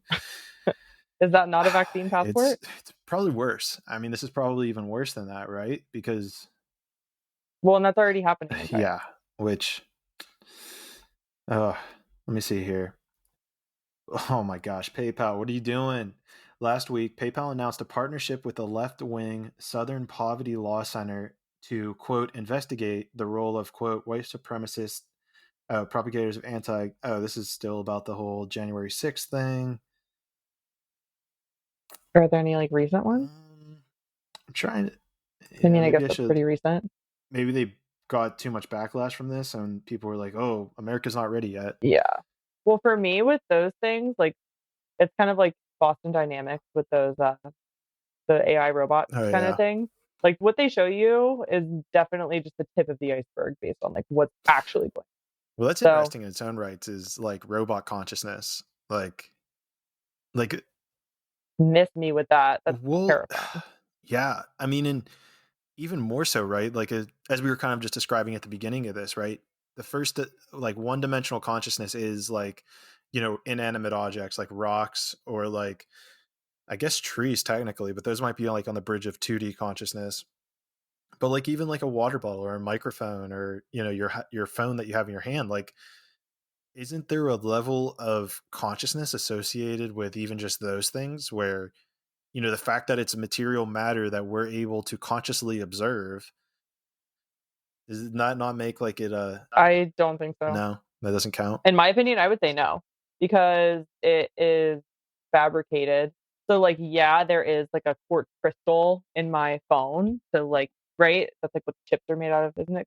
Quartz? Um, so I guess Yeah, yeah, we'll say yeah. is it quartz? I know silicon's used for like the chips, Oh, yeah. but Yeah, there yeah. might be quartz in there somewhere.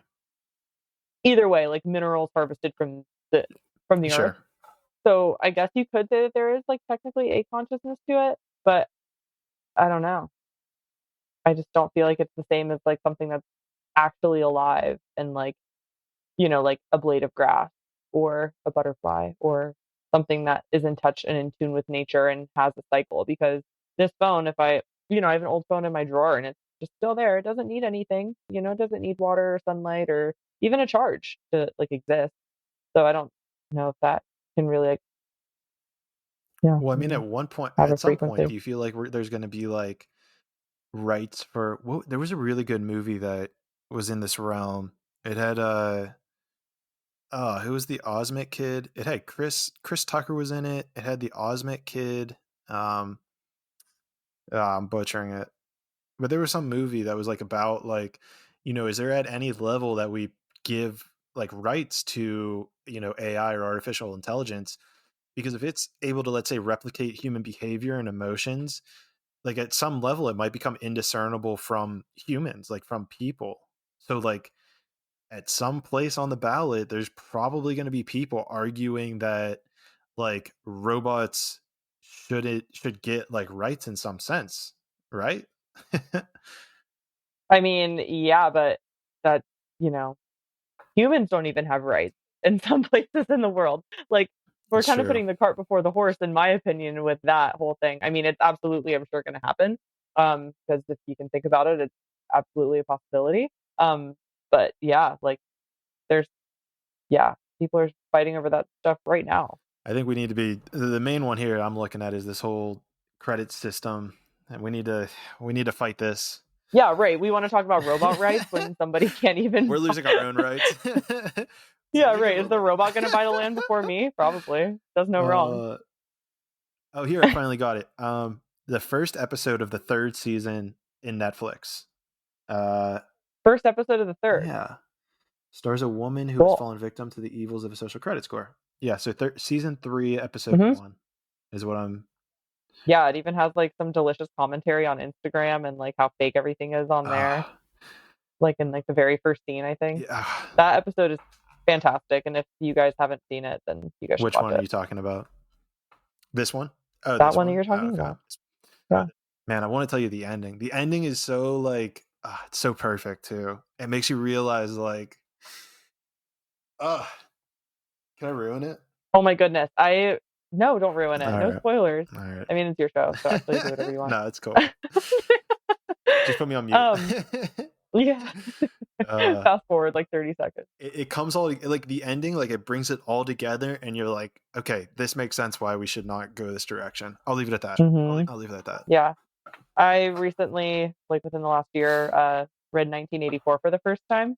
You know, And that freaking drove me crazy, the ending of that. oh, really? It's surprisingly, I feel a little bit of his fate because I haven't read it yet, but I like know.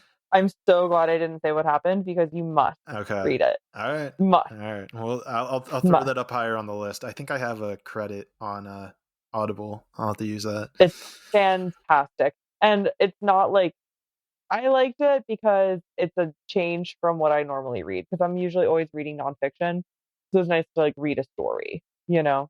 I'm trying to get more back into reading like for pleasure and not just to always be learning. Okay. Um, Going back into like the hyperproductive thing, Yeah. just to read a book, not to be learning. So I kind of want to pick up the Harry Potter series again, reread the whole thing because Well, it's a long one. and what's It'd keep crazy me about busy. that, and we could probably take Harry Potter and tie it in, is like there are so many core truths that you can find about the life. Like there's biblical stories that get replicated out through in the Harry Potter thing that Hmm. it's just like, okay, these things are real. And it's like, Hmm. but there is like this level of not acknowledging that they're real. Like I remember even reading that J.K. Rowling like doesn't believe in magic. And it's like, what do you mean you don't believe in magic? Like it's almost like there's like this societal thing where it's like Hmm. you shouldn't believe in it, but yet all of our huge like amazing stories that we have spent billions and billions of dollars on, look at the Marvel series, look at the Harry Potter series, Hmm. they're all based around these core concepts of the Bible mixed in with magic, yet we're just going to sit back and be like, yeah, but it doesn't really exist. Well, so my conspiracy brain is immediately like, of course she said that. You know, like it's just creating dissonance.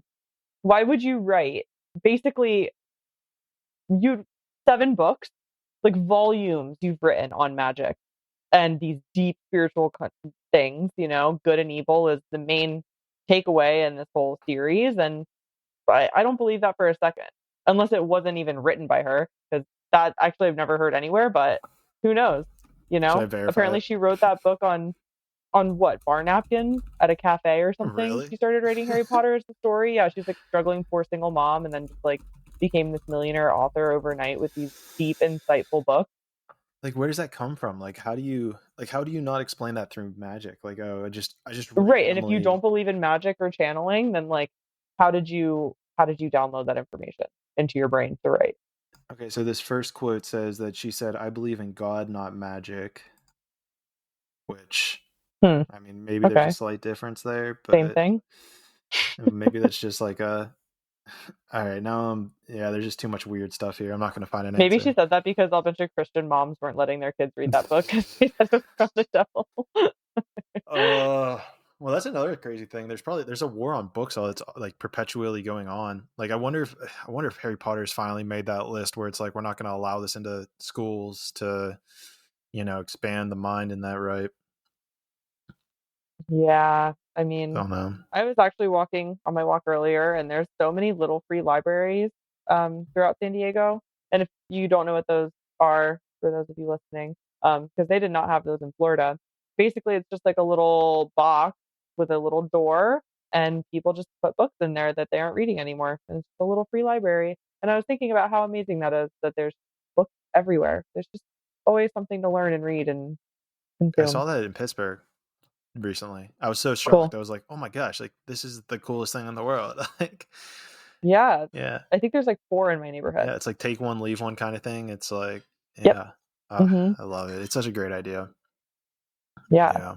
Until the Karens of the world burn it down. Yeah. Fahrenheit 451 vibes.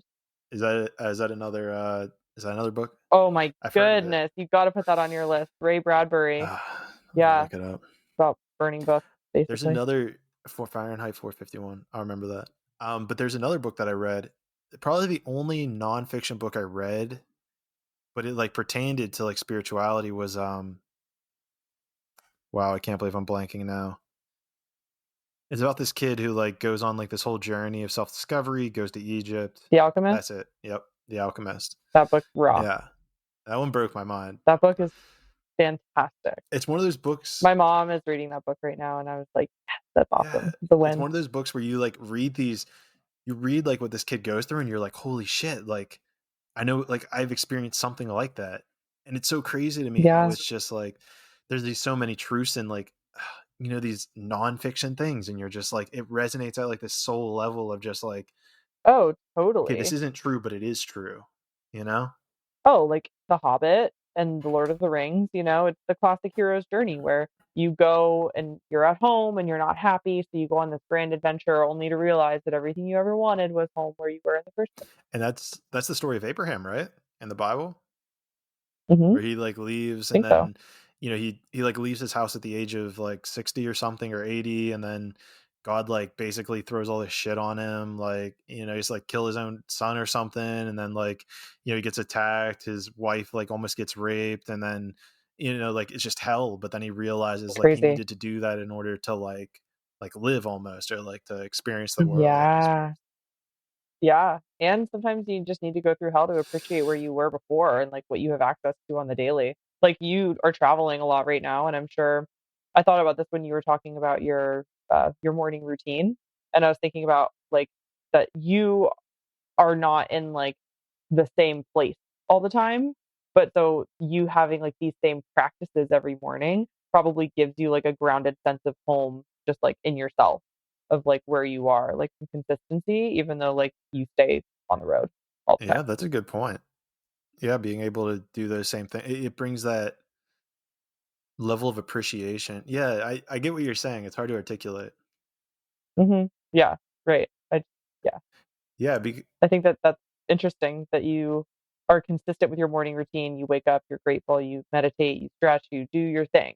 And, I was thinking like, man, like I have a hard time doing that and I'm in my same house all the time.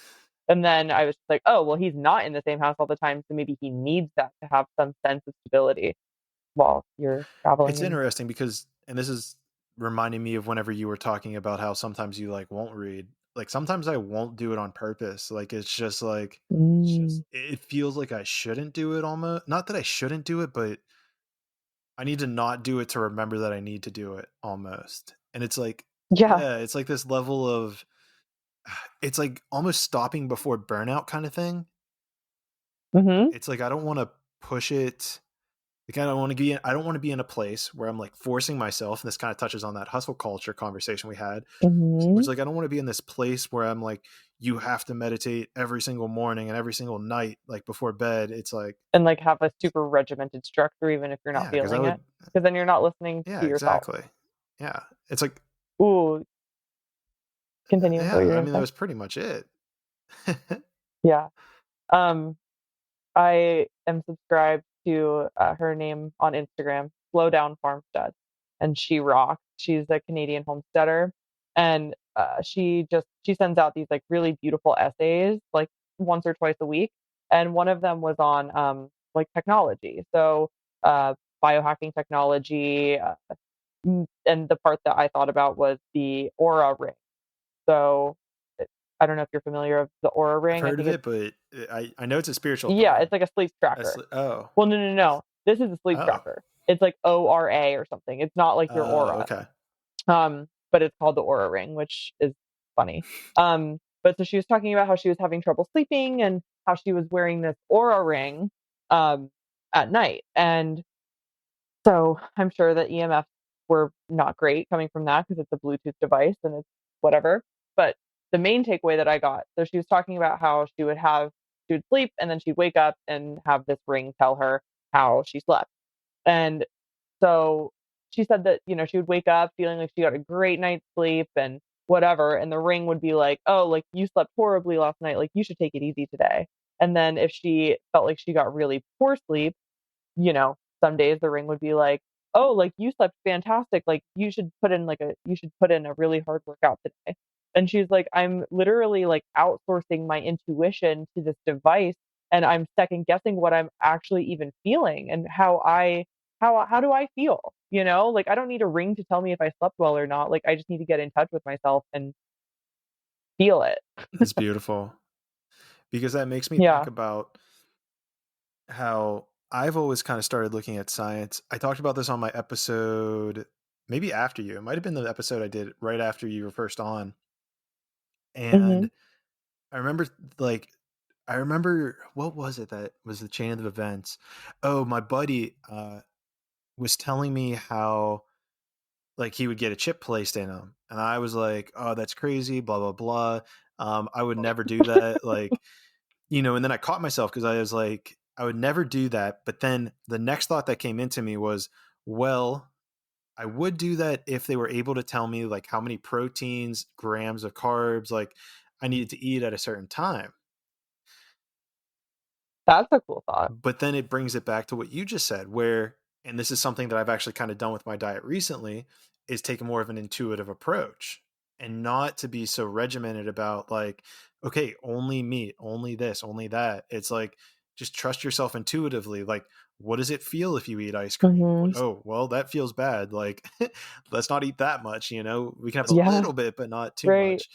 And it's like, Mhm. I feel like, and this comes back to maybe like the yin and the yang, is where if you do too much one way, it has this slingshot effect to not want to do it anymore. And something that's, Totally, and, like, you rebel yeah, almost. and something that's coming to mind is fasting. Like, I used to be huge on fasting. I had the Zero app, which is great app. Shout out the Zero app. Mhm. And it got to a point where I had fasted for I think like 630 days straight or something. But as I was getting to the end of it, Intermittently? intermittent, yes, yes, Yeah. that's key. Yeah, not that's a very important distinction. Talk about 4D. Yeah. That's hilarious. I only eat the sun. I Intermittent fasting. Yeah, so they were like probably 14 to 16-hour fasts. And I did that for That like that's so good for you. well, it became a thing where I was like only doing it because I wanted to get like to the next one. Like I wanted 639, I wanted 640. It was no longer about the health effects of it. And I like, Mm, yeah. So I came to this point of realization. I was like, okay, I need to stop tracking it. And yeah. unfortunately, and here's how that rubber band happens, is like it was probably a year and a half ago that I probably did my last fast, and I've just not really felt like doing it because Yeah. of I think that like and I think they're great. There's so much science that proves that they're beneficial, but just intuitively my body's like, well, I don't really want to do it. Yeah, I mean, it really is great for your gut to get a reset and to have time to not be digesting food because ideally your gut cells can be turning over every 24 to 72 hours. The whole lining of your intestinal wall can change over, but it can't do that if you're constantly eating food. But I will say that, like, as far as the intuitive thing goes, like, you probably don't need that then because you did it for so long, that your gut is probably in an okay place. But as far as like people that have sugar addictions and stuff, like, sometimes it's not great to be super intuitive with your diet because I mean, but ultimately your brain knows, like, that you don't need to be eating cookies and ice cream every day, but physiologically, you're going to be craving it. So just to like find the delicate balance between like your intuition and your physical body craving the garbage that you've been putting in it for so long. And I think that there's, um, what would I want to say here? There's a good parallel here with how we were talking about where I was like 3 or 4 years ago, where I would just open up my phone and just look at Instagram, right? It's like Mhm. you don't, it's like you're in this place of just like, that's normal, right? Like opening up Instagram, looking at first thing, that's normal. Eating all the sugar and all these carbs, that's just normal. So for you Mhm. to then like see how you feel without it, and this goes with alcohol as well. I know when I Mhm. stopped drinking, like for 2 weeks, you just feel like incredible. Like there's this huge, like just burden lifted. Everything's lighter. It's just Yeah. everything is more color. There's no more fog. And it's like this, Yeah. yeah. And so like I don't, so it's interesting. So there's like this weird like balance that kind of goes on of like, well, you need to at least try it without, like maybe you need to do something a little bit extreme so that you can feel like what Mhm. it's like without it. Like maybe you need to do like a 3 day fast. Like maybe you need to Yeah. just completely cut something out, for a duration of time to see what it's like without Mhm. it. And then maybe there's like this like wiggle adjustment where you go back to it now and then. And that's kind of what we were talking about with Mhm. temptation. Yeah, totally. And as far as the food thing goes, I'm like a dog. I'm like a very food-oriented individual, you know? Um, I can be motivated with food, I can be rewarded with food. But so I had a really big resistance to doing this 4-day reset. There's a book called The Woman Code by Elisa Vitti, and it's just a really great book all about like your cycle and, regulating your hormones and stuff. And so she's got a 4-day reset in the book. And I had a really huge resistance to doing the 4-day reset. And I was like, dude, food is like one part of your life. There's probably 50 other things in your life that you can focus on, but I was hyper focused on the food and what I wasn't going to be able to eat or what I was going to be able to eat. And I like had to check myself. I was like, whoa, girl, like let's pump the brakes. Like food is seriously just like a tiny part of life. But I think that so many people are hyper focused on it because they either aren't focusing on anything else really or like don't enjoy other hobbies in their life or they have like physical addictions. But that was a really interesting thing that I experienced was just like being hyper focused on the lack of food. So it's important to like let the pendulum swing the other way and get a little bit intense and do fasting for 700 days or, go on a go on a bender and feel like total shit from alcohol to the point that you don't even want to drink anymore because then you're going to swing it back the other way and you just have to kind of reach these points of extremes sometimes I think to actually get a shift.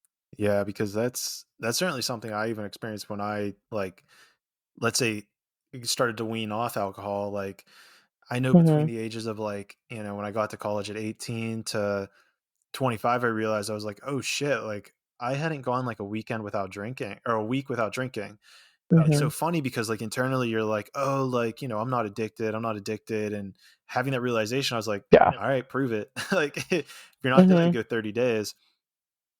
I, Yeah. Well, and for the record, nobody go on a bender, please. yeah. That's just an example. I need to say Yeah, that. maybe we don't. It might have. Don't want to discredit all the other great information you No, dropped in here. great. Yeah, please don't go on a Yeah, she bender. so said all this interesting stuff and then told me to go get hammered. And then she said get hammered. So this chick rocks.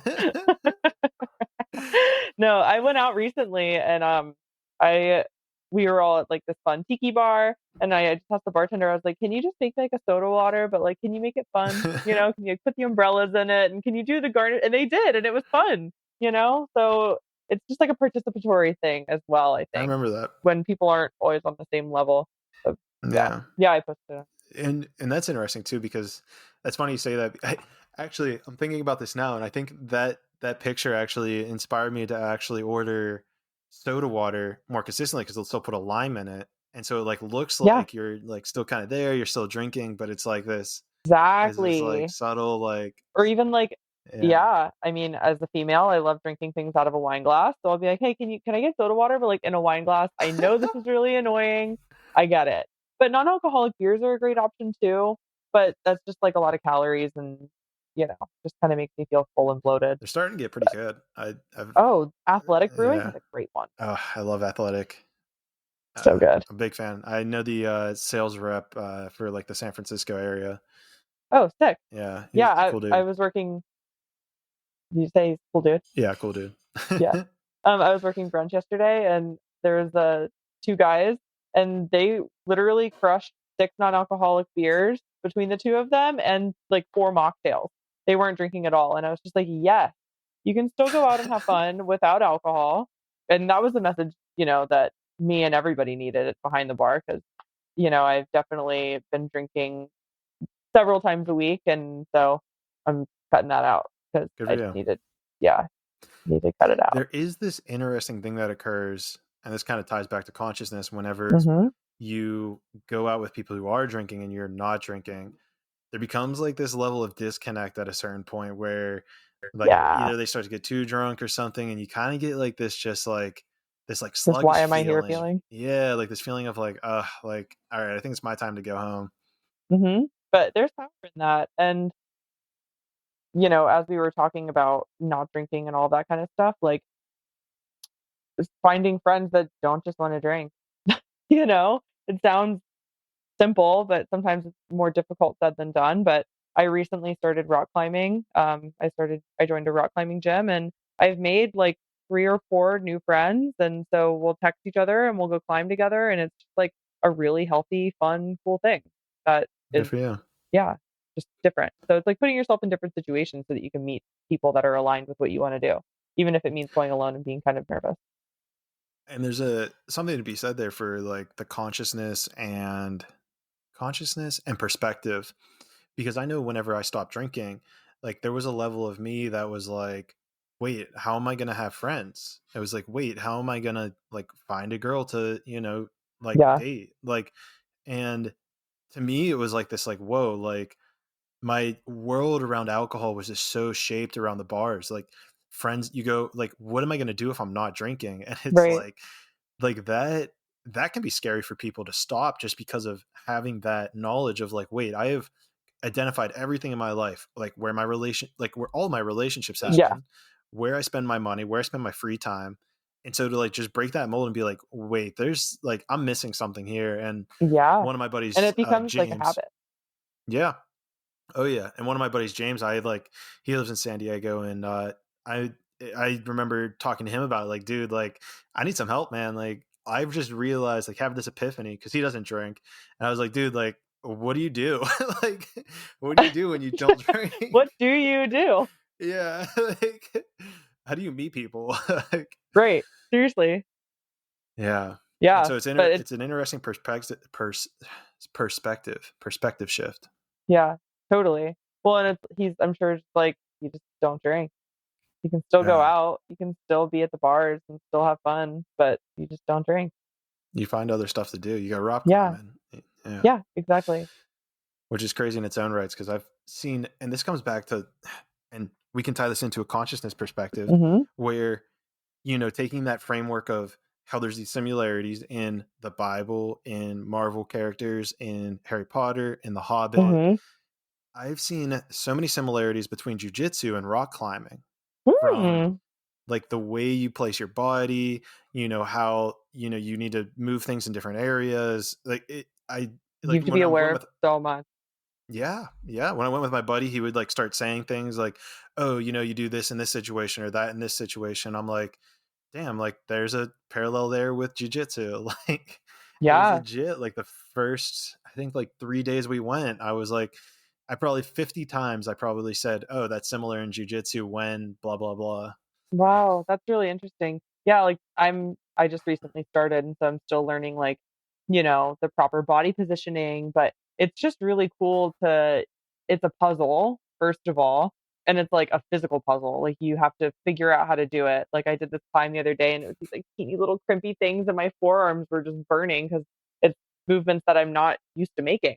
But I recently read this article that was talking about how grip strength is a better indicator for all-cause mortality than cardiovascular strength.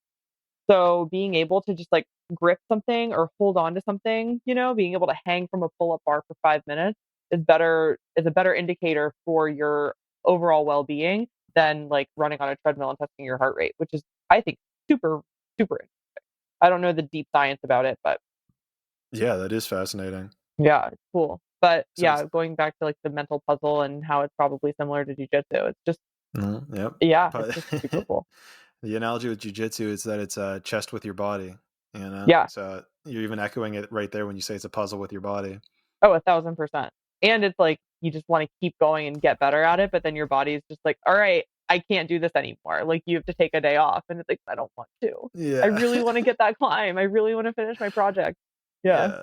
Yeah, exactly. And it's like there's this physical fatigue, and this is another similarity is like you need to figure out the technical ways to do things, like whether it's with climbing or jujitsu, Mhm. because otherwise you're going to exert all of your energy and not going to have the energy to train more or to practice rock climbing Totally. more. And having, peers and mentors that have been doing it longer than you that can kind of show you the ropes so that you're not spinning your wheels and having shitty form.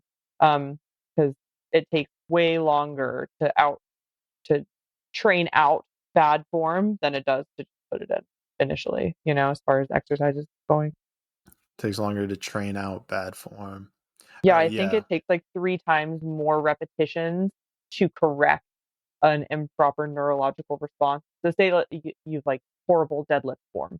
You'd have to do like 3 or 4 times as many reps of the exercise to imprint in your nervous system, the correct form than it took you to actually get it in there Really? in the first place. Yeah. Interesting. Would you have to I'm thinking you might be able to just circumvent that though if you like mentally imagine it? Like would you be able to use the mind Mhm. to circumvent that?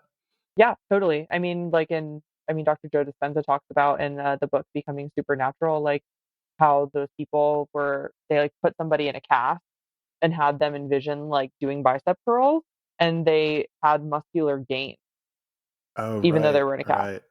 Right. I'm pretty sure it was in that book. Yeah, he like there was like finger exercises or people playing For the piano. piano. Yeah, Mhm. yeah. So good. uh it's just so like and that and this the power of the mind. Okay. Here's what we're going to do. We're going to flash back to a conversation we had on episode 006 Mhm. when we talked about blueberries, and I was telling you about how I was kind of like having neck acne. Yeah, my throat chakra exactly. And there was the correlation, and the question is like how do you not know that was placebo? And I was like, okay, like maybe that's valid. But then I thought about this a little bit deeper, and this is where you like I like taking things to the extreme. Mhm. But why is it that we can't convince ourselves using the placebo effect? Why is it that we can't convince ourselves that like cookies or sugar is good for us? Why can't we say, oh, well, if I eat 20 cookies, I can mentally convince myself that it's healthy and I'll have six-pack abs and I'm going to do a cookies only diet? There is a man that does this. His name is Matt Blackburn, and he is in the same camp as this other woman named Kitty Blomfield Bloomfield. Something like that. These people are very pro sugar. They are really interesting people, but he like advocates for white table sugar. He drinks a glass of orange juice. He drinks like coconut water with like, I don't know. He just like, they're all about sugar and they're healthy and they're ripped. I don't really Really? know exactly. Yeah, it's crazy. It's crazy. And Matt Blackburn. Matt Yeah. Blackburn. I got to look him up Yeah. because this is You gotta look him up. And he's like a healthy individual. And it's just really crazy to me because I think that they like used to do keto and they're like all about sugar. So that's funny that you bring them up because like those people absolutely exist and they like seem kind of healthy. And so I honestly, I'm not a scientist and I'm not a doctor. So I don't know what they're doing, but it seems like it's working for them, I guess. oh my gosh. I'm not sure if it doesn't really talk about it talks about how he's like has a bachelor's degree in complementary alternative health. Um Okay, yeah. Yeah, and for those of you listening, like, if you wanna go on your Instagram and just look him up, it's actually, I think, quite fascinating. He calls it, like, his electrolyte mineral cocktail or something, and it's literally just coconut water, and it sounds delicious, It sounds like a sugary treat, and he uses white table sugar, and because that's what's yeah. so crazy to me is that so that uh I fuck. know. Are we ever gonna get the right answers? Maybe the right answer doesn't exist. Like It's so crazy. Yeah. I gotta find his information though. Does he have recipes? Gummy bear metabolism boosting gummy bears. That's a See, what the fucking heck? recipe. What in the freaking heck? Gelatin, white sugar, like orange fruit Are you on juice. his website? Yeah. Isn't that crazy? Like this just blows my mind because you have people metabolic breakfast pancakes. Let's see what's in it. Yeah. All-purpose organic flour, baking powder. Like Yeah. like but, oh He's a gosh. freaking genius because it's just like the standard American diet, and he's just rebranding it and like I don't understand, but honestly, I respect it on some level. I respect it. No, But, you know, but this is what yeah, there's but just so this is many what pieces to the puzzle. this is what's so crazy to me is because you have athletes who say that veganism is the answer. I went on Mhm. a only meat diet for I think like 4 or 6 months. I can't remember. Felt incredible. It was the like Yeah. everything just was Were you firing doing all nose to center. tail? Say it again. Were you nose to tail? Nose to tail. It was pretty much just it was just red meat. It was mostly tri-tip. I wasn't doing Sick. like Tri-tip organs. king. Yeah, I love tri-tip. Yeah, you know. Yeah, I know. The Yeah, best. yeah. So good. You've tasted it. Yeah. The magic. Clayton's meat. Yeah, it's a shout out. Appreciate the shout Yeah. out. You had a lot of shout outs today. Gonna need a list Love of it. all of it. I know.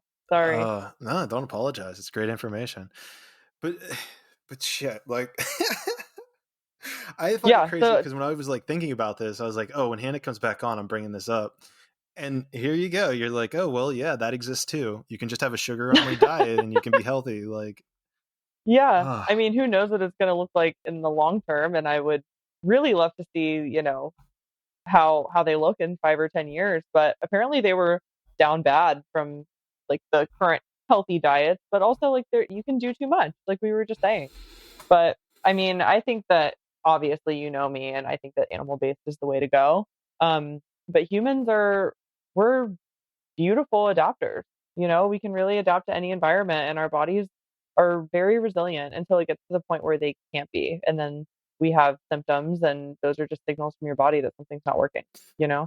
So people have chronic headaches and acne and craziness, and they just take a pill, but they don't get to the cause, like the root of it, you well, know? and to me, what all of this signals from everything you just laid out, from everything we've just laid out with the food and nutrition, is it all just comes to your state of being, like your mind. Like if you classify something as bad, sugar, you know, Yeah. meat, what or vegetables, whatever you want to classify as bad, you have now just identified like you're right. Like and that's what's like breaking my mind Yes. with like science and all Yes. this is just like if you think it's bad and not for you and wrong, Then then it avoid is. it because you're right. Like it's going to have a Yeah. negative impact on you. Mhm. I'm reading this book right now called Ask and It Is Given, by Abraham Hicks. Do you I've heard of know who her, that but is? I haven't heard of the book. Okay. Um, so yeah, basically Abraham is channeled by a woman named Esther. So Abraham is like this collective consciousness that she channels. So I'm reading this book written by them in air quotes. Um, and so in this book, basically it was talking about how like whatever you believe is true. Like your beliefs are just ideas that you keep thinking. That's all it is. And if you think that something's true, you're going to find it. You're going to find evidence of it in your reality. So this book, Ask and It Is Given, is basically about like learning to manifest your desires and what you actually want to be true. Like, what do you want to be true? Okay, cool, make it happen, and believe in it, and then it will be so. I mean, and that I believe, like, I hold that to be so true. Like this whole sugar fucking conundrum. I'm gonna have to deep dive this, guys. Like, this is fucking breaking my mind. But is it? Oh, I can contact them. We'll bring them on the podcast. But let Oh my goodness, me please. see. Oh, it's just a newsletter. Let me see what his Instagram is. But to your point, like, oh, he might be a little. He might not reply. Sometimes people don't reply when they're too big of accounts. Whatever. We'll see what happens. Manifest Yeah, how Inc. many followers does he have? On Instagram, 67,000.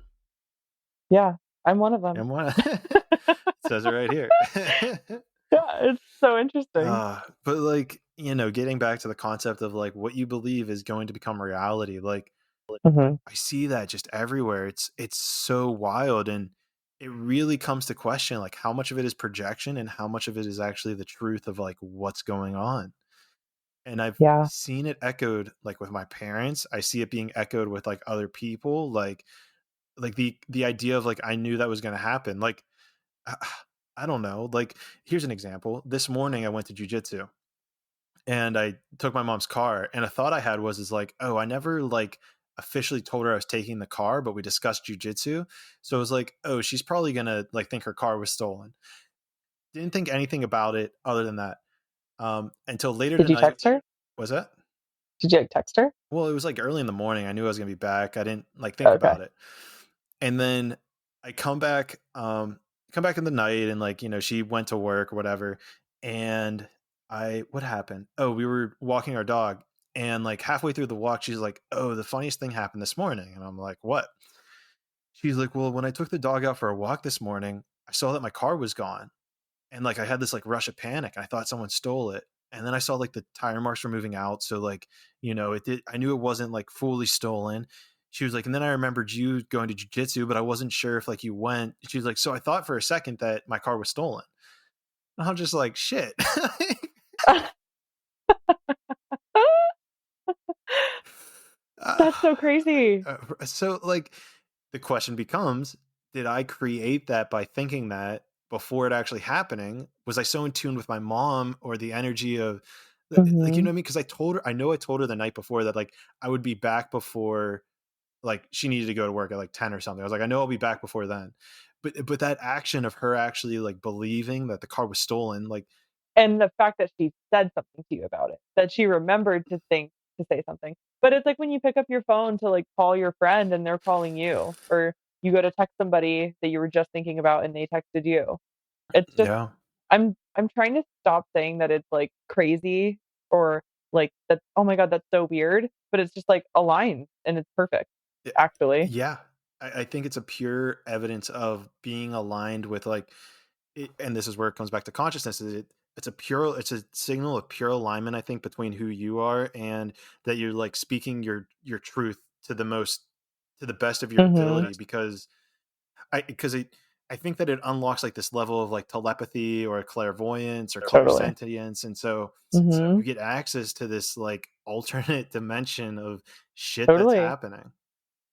And it's there's a lot of shit happening. And so the fact that, like, you focused on that thought and remembered that thought, and then were aware of it when it happened again.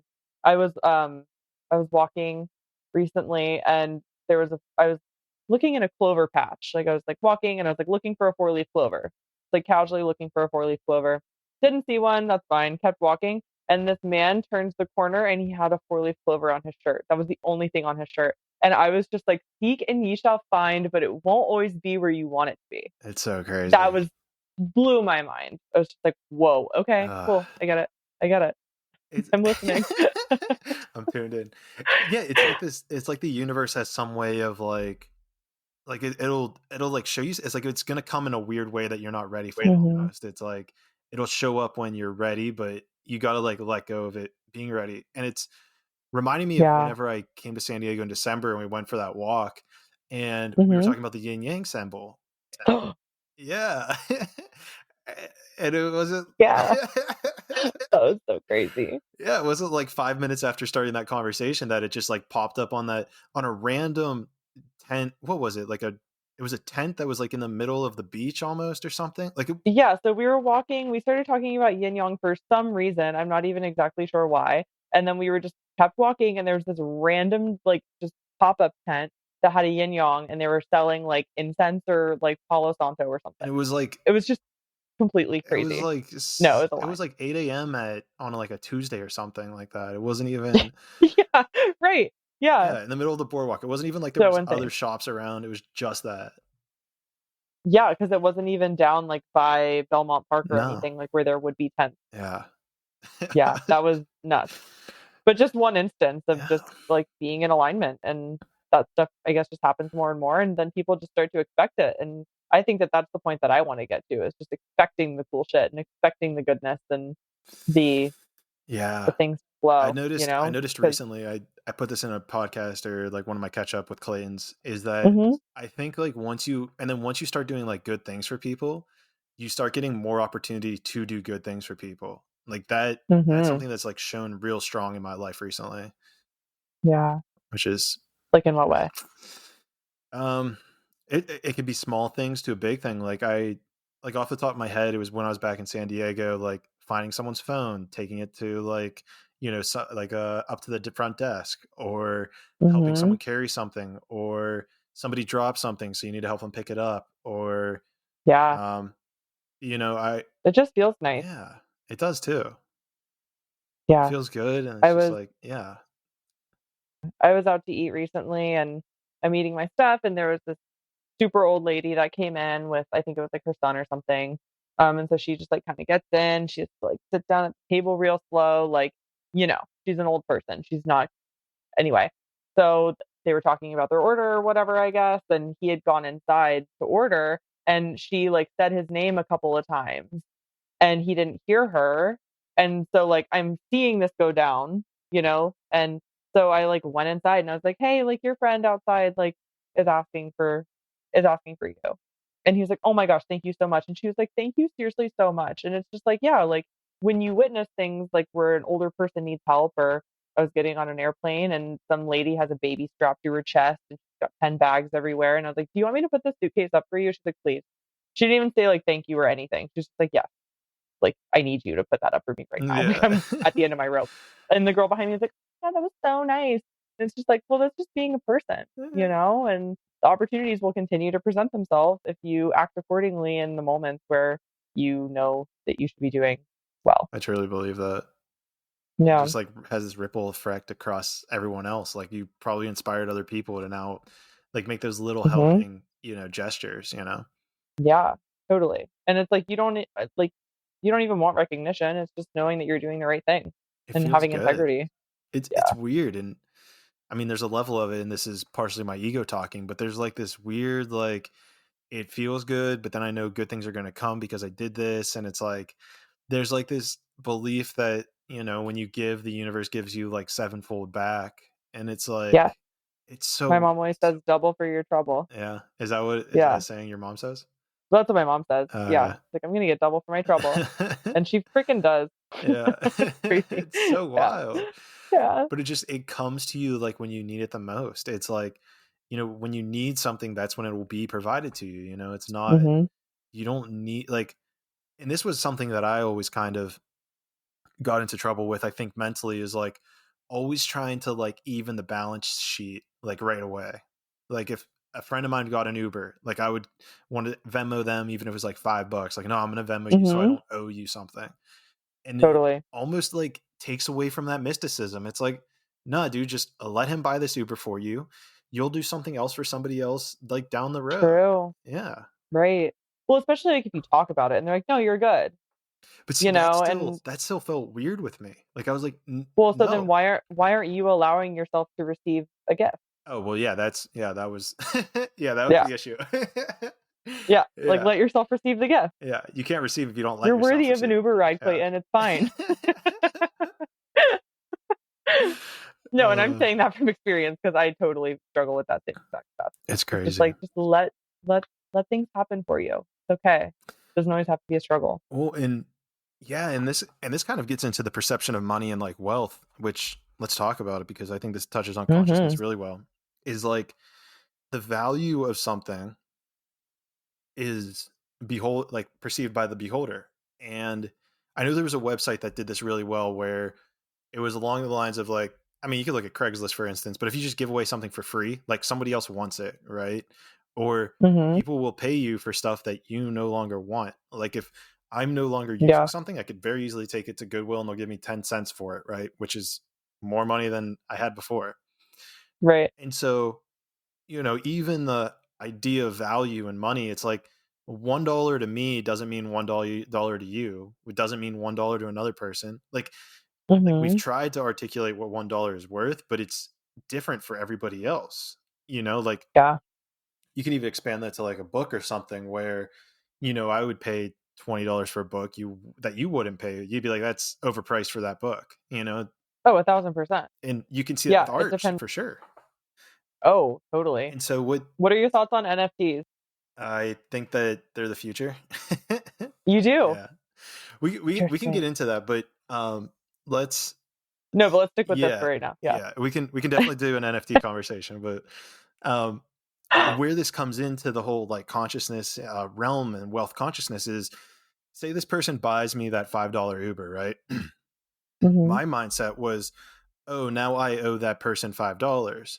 When in reality, it's like, I'm going to, the fact that I'm able to receive that, let's say $5 for this Uber, I will now, in a way, assuming I'm like in this giving state, I will give something worth more than $5 to somebody else. Like because Mm. I needed the $5 in that instance. Like to me, maybe that $5 was, to him, the $5 was probably nothing, right? Maybe to him it's like roughly my version of 5 cents. But me receiving Mhm. that $5 Uber, to me, that's like, whoa, like everything. And so then if I help someone with that bag, like you helping that lady lift up that thing, like to her, that could very easily be worth $20. You know what I mean? Right. Yeah, totally. And so Well, and there's a prosperity consciousness, and then there's like a poverty consciousness, mm, of just like you thinking that like, "Oh shit, like that's 5 whole dollars. Like, dang, like I need to give that to him because I wouldn't want somebody to not pay me for an Uber." But like you being able to receive that $5 gift is probably great practice in for you moving forward to receive $100 gift or $1,000 gift, you know? It's like practicing the art of receiving yeah, and also like with a giving mindset, of course, not being super well, selfish. for sure. And I know my mom listens, so mom, I love you. But there's a story I have with her, and this is where it comes from. Is um, I realized that, and first of all, this is a great thing about living with your parents is you get to see so many things that like happened in your that help you Yeah. cultivate this psyche of like what's going on in your life. Mhm. Oh, yeah. Hi, mom. Yeah. God bless them. But so what I noticed was is like she's a great cook, phenomenal cook, and what would happen is that when I would compliment her, the meal she would make, there would always be like a, well, but this thing got overcooked, or yeah, but Mm. da da da da da da, and it like clicked with me. It was like, mom, you're not like receiving my compliment. And my mom is like Yeah. the biggest giver in the entire world. Like that, Mhm. she's a lady who would help anybody like ever sees on the street, any little thing that's wrong, she would give. Like I would label my mom very much as a giver. The problem is that she Yeah. doesn't allow herself to receive like these compliments, for instance, right? Like that's a Mhm. very simple, symbolic, like just you're welcome. Just Totally.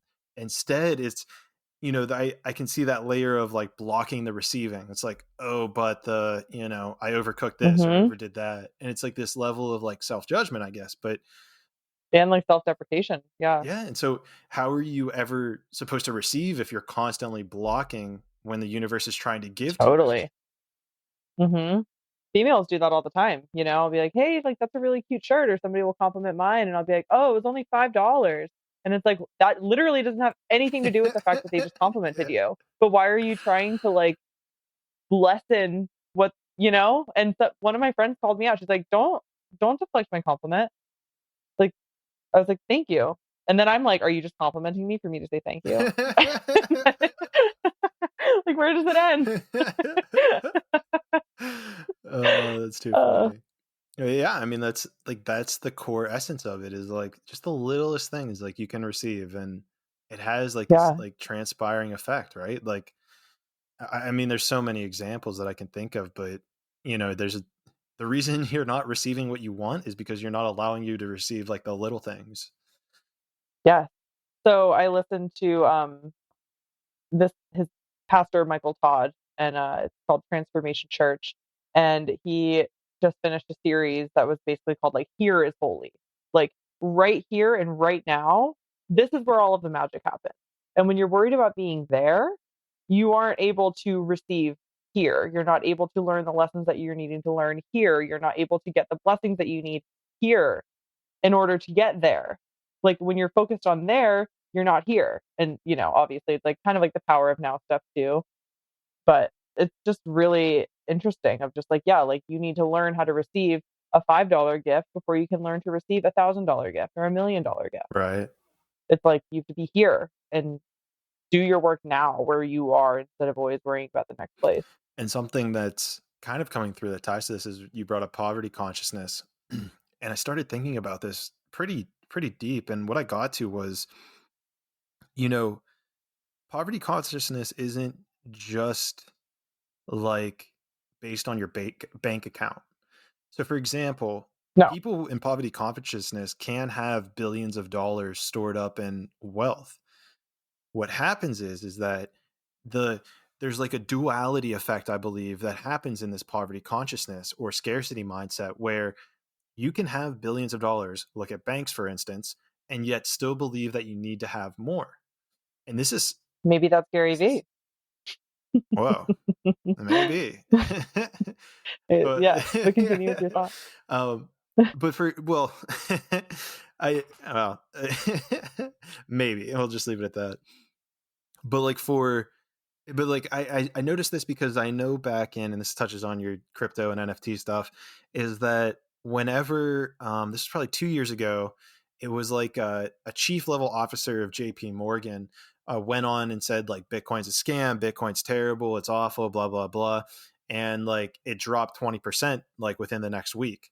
Well, in the next week, JP Morgan also bought like $100 million worth of Bitcoin. Of course. And so, what happens there, and this is what resonated with me, is like the fact that he believes that there's not enough, that he has to have more. And this is a guy who easily is a millionaire, like a billionaire probably. It's like because of his scarcity mindset, he is putting more people in actual poverty and like actual physical having less than. And like lied. Yeah, sure. Yeah, I mean, right. well, yeah, I mean, maybe he believed, yeah, I mean, he probably literally lied because he probably knew. Or maybe his mind magically changed when he saw it go down and saw the Yeah, opportunity, right. you know? But that's the thing is like that poverty mindset has this like win-lose conundrum, but it's like in reality you're creating Mhm. lose-lose situations because okay, great, you just bought Bitcoin at a cheap price, but he still has the Mhm. scarcity mindset. Like, doesn't matter if Bitcoin goes up to $1 billion the next day, he's still going to be in the scarcity mindset of like, there's not enough money. Yeah. Totally. Totally. I mean, I went through a period of, like, getting financially sound and, instead of being like, like, I'm struggling to save money or, like, I'm not saving any money or anything, it's like you have to change your beliefs, and it's like, I'm getting better at managing my money all the time. There's always enough. There's always more than enough, you know? Like, could I buy a random coffee for somebody? Could I give somebody a $5 gift? Okay, yeah, I have more than enough money. And so, like, just believe that, and then it will, come into your life. And this kind of goes back to what we were saying about whenever things will come into your life when you need Yeah. them, is like if you had, let's say, $1 million on your bank account, and this because this is something I'm very similar, have switched, made this mindset flip myself, where if you I lost my train of thought. Oh, where if you're Oh, because right now, if you had $1 million, like you wouldn't learn that lesson that of the abundance, right? You wouldn't Mhm. go on this interpersonal discovery adventure of, oh, like, although my bank account reads $1,000, it's like, well, $1,000 is all that you need right now. Yeah.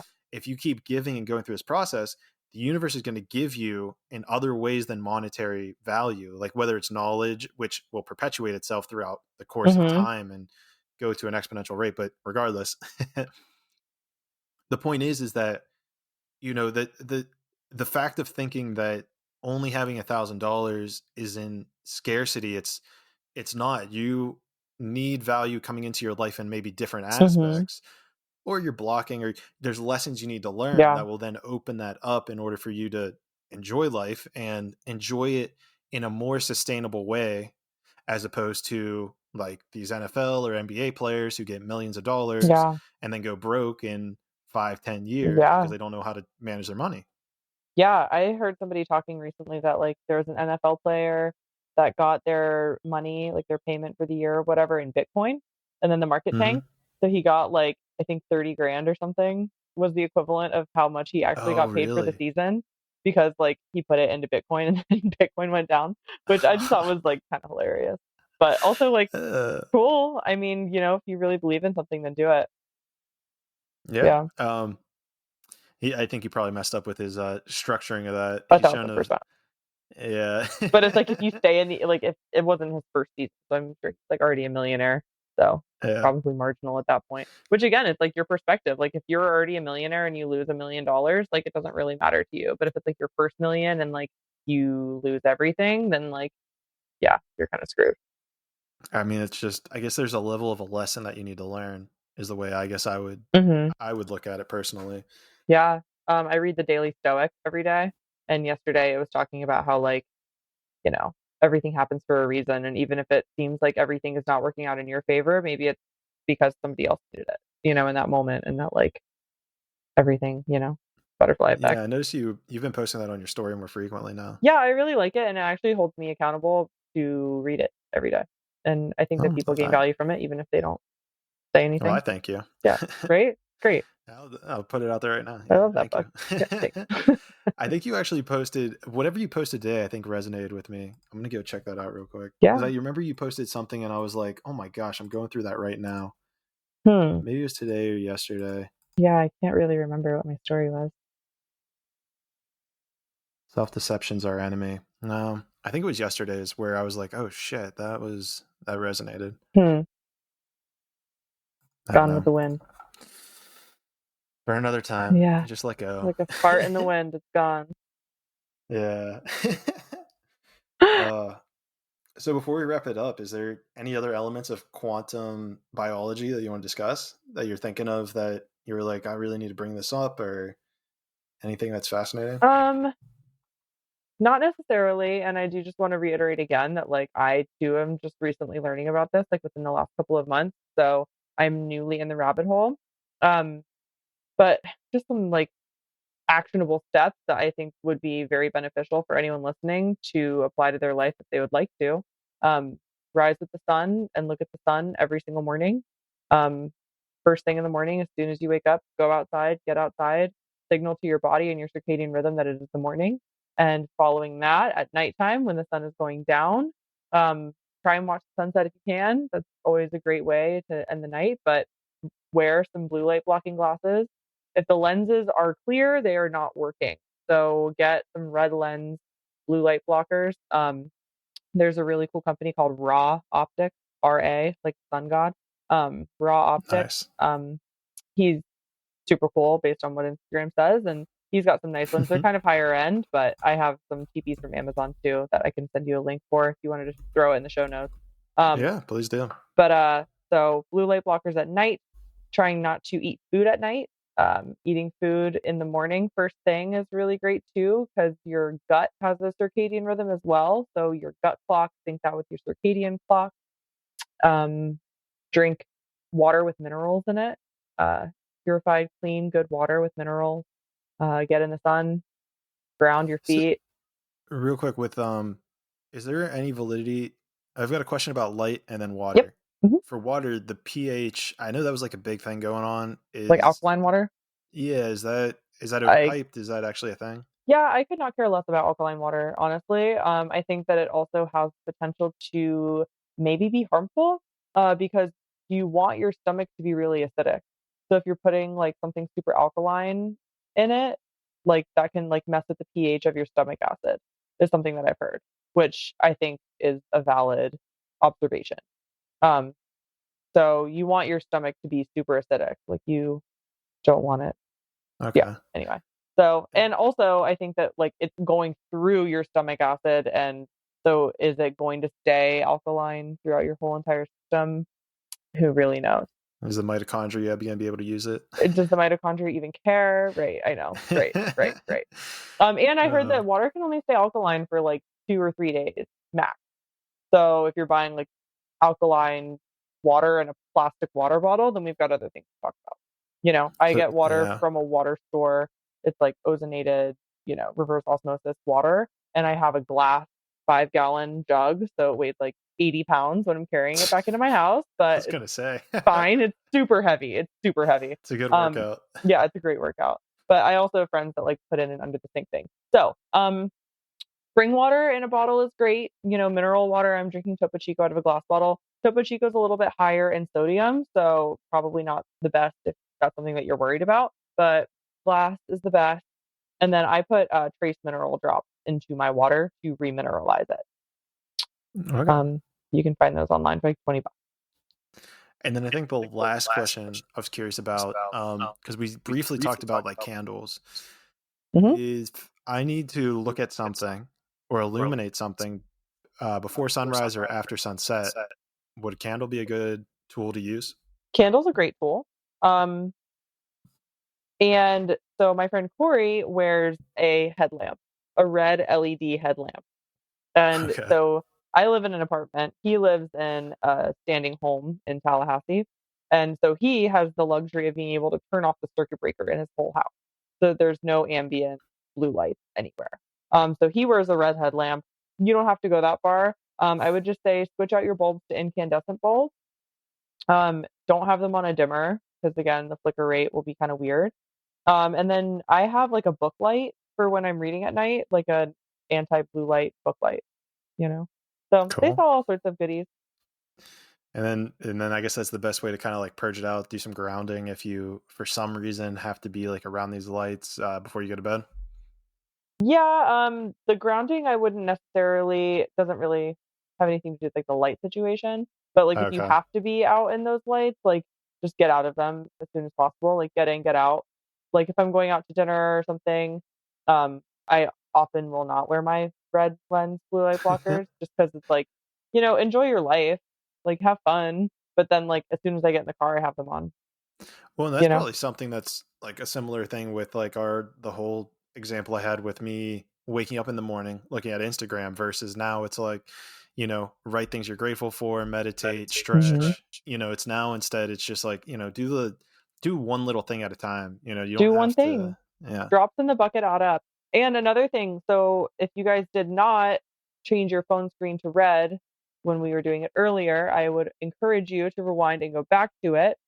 Just because like whenever you wake up in the morning first thing and you look at your phone and you have that blue light right in your face, you're signaling to your body that it's high noon and then your circadian rhythm is like, "Oh shit." And then you're going to wake up earlier and then your sleep is disrupted because your body doesn't know what time it That's a super good point because whenever I meditate in the morning, so like even whenever I have to turn off my alarm on my phone, is. there's like Mhm. a level of me trying to like put my hand over it or like kind of Yeah. guess where the pin So is, just but put it on the red, like, at night. I mean, because yeah, hopefully you'll be doing it at night when the sun goes down anyway.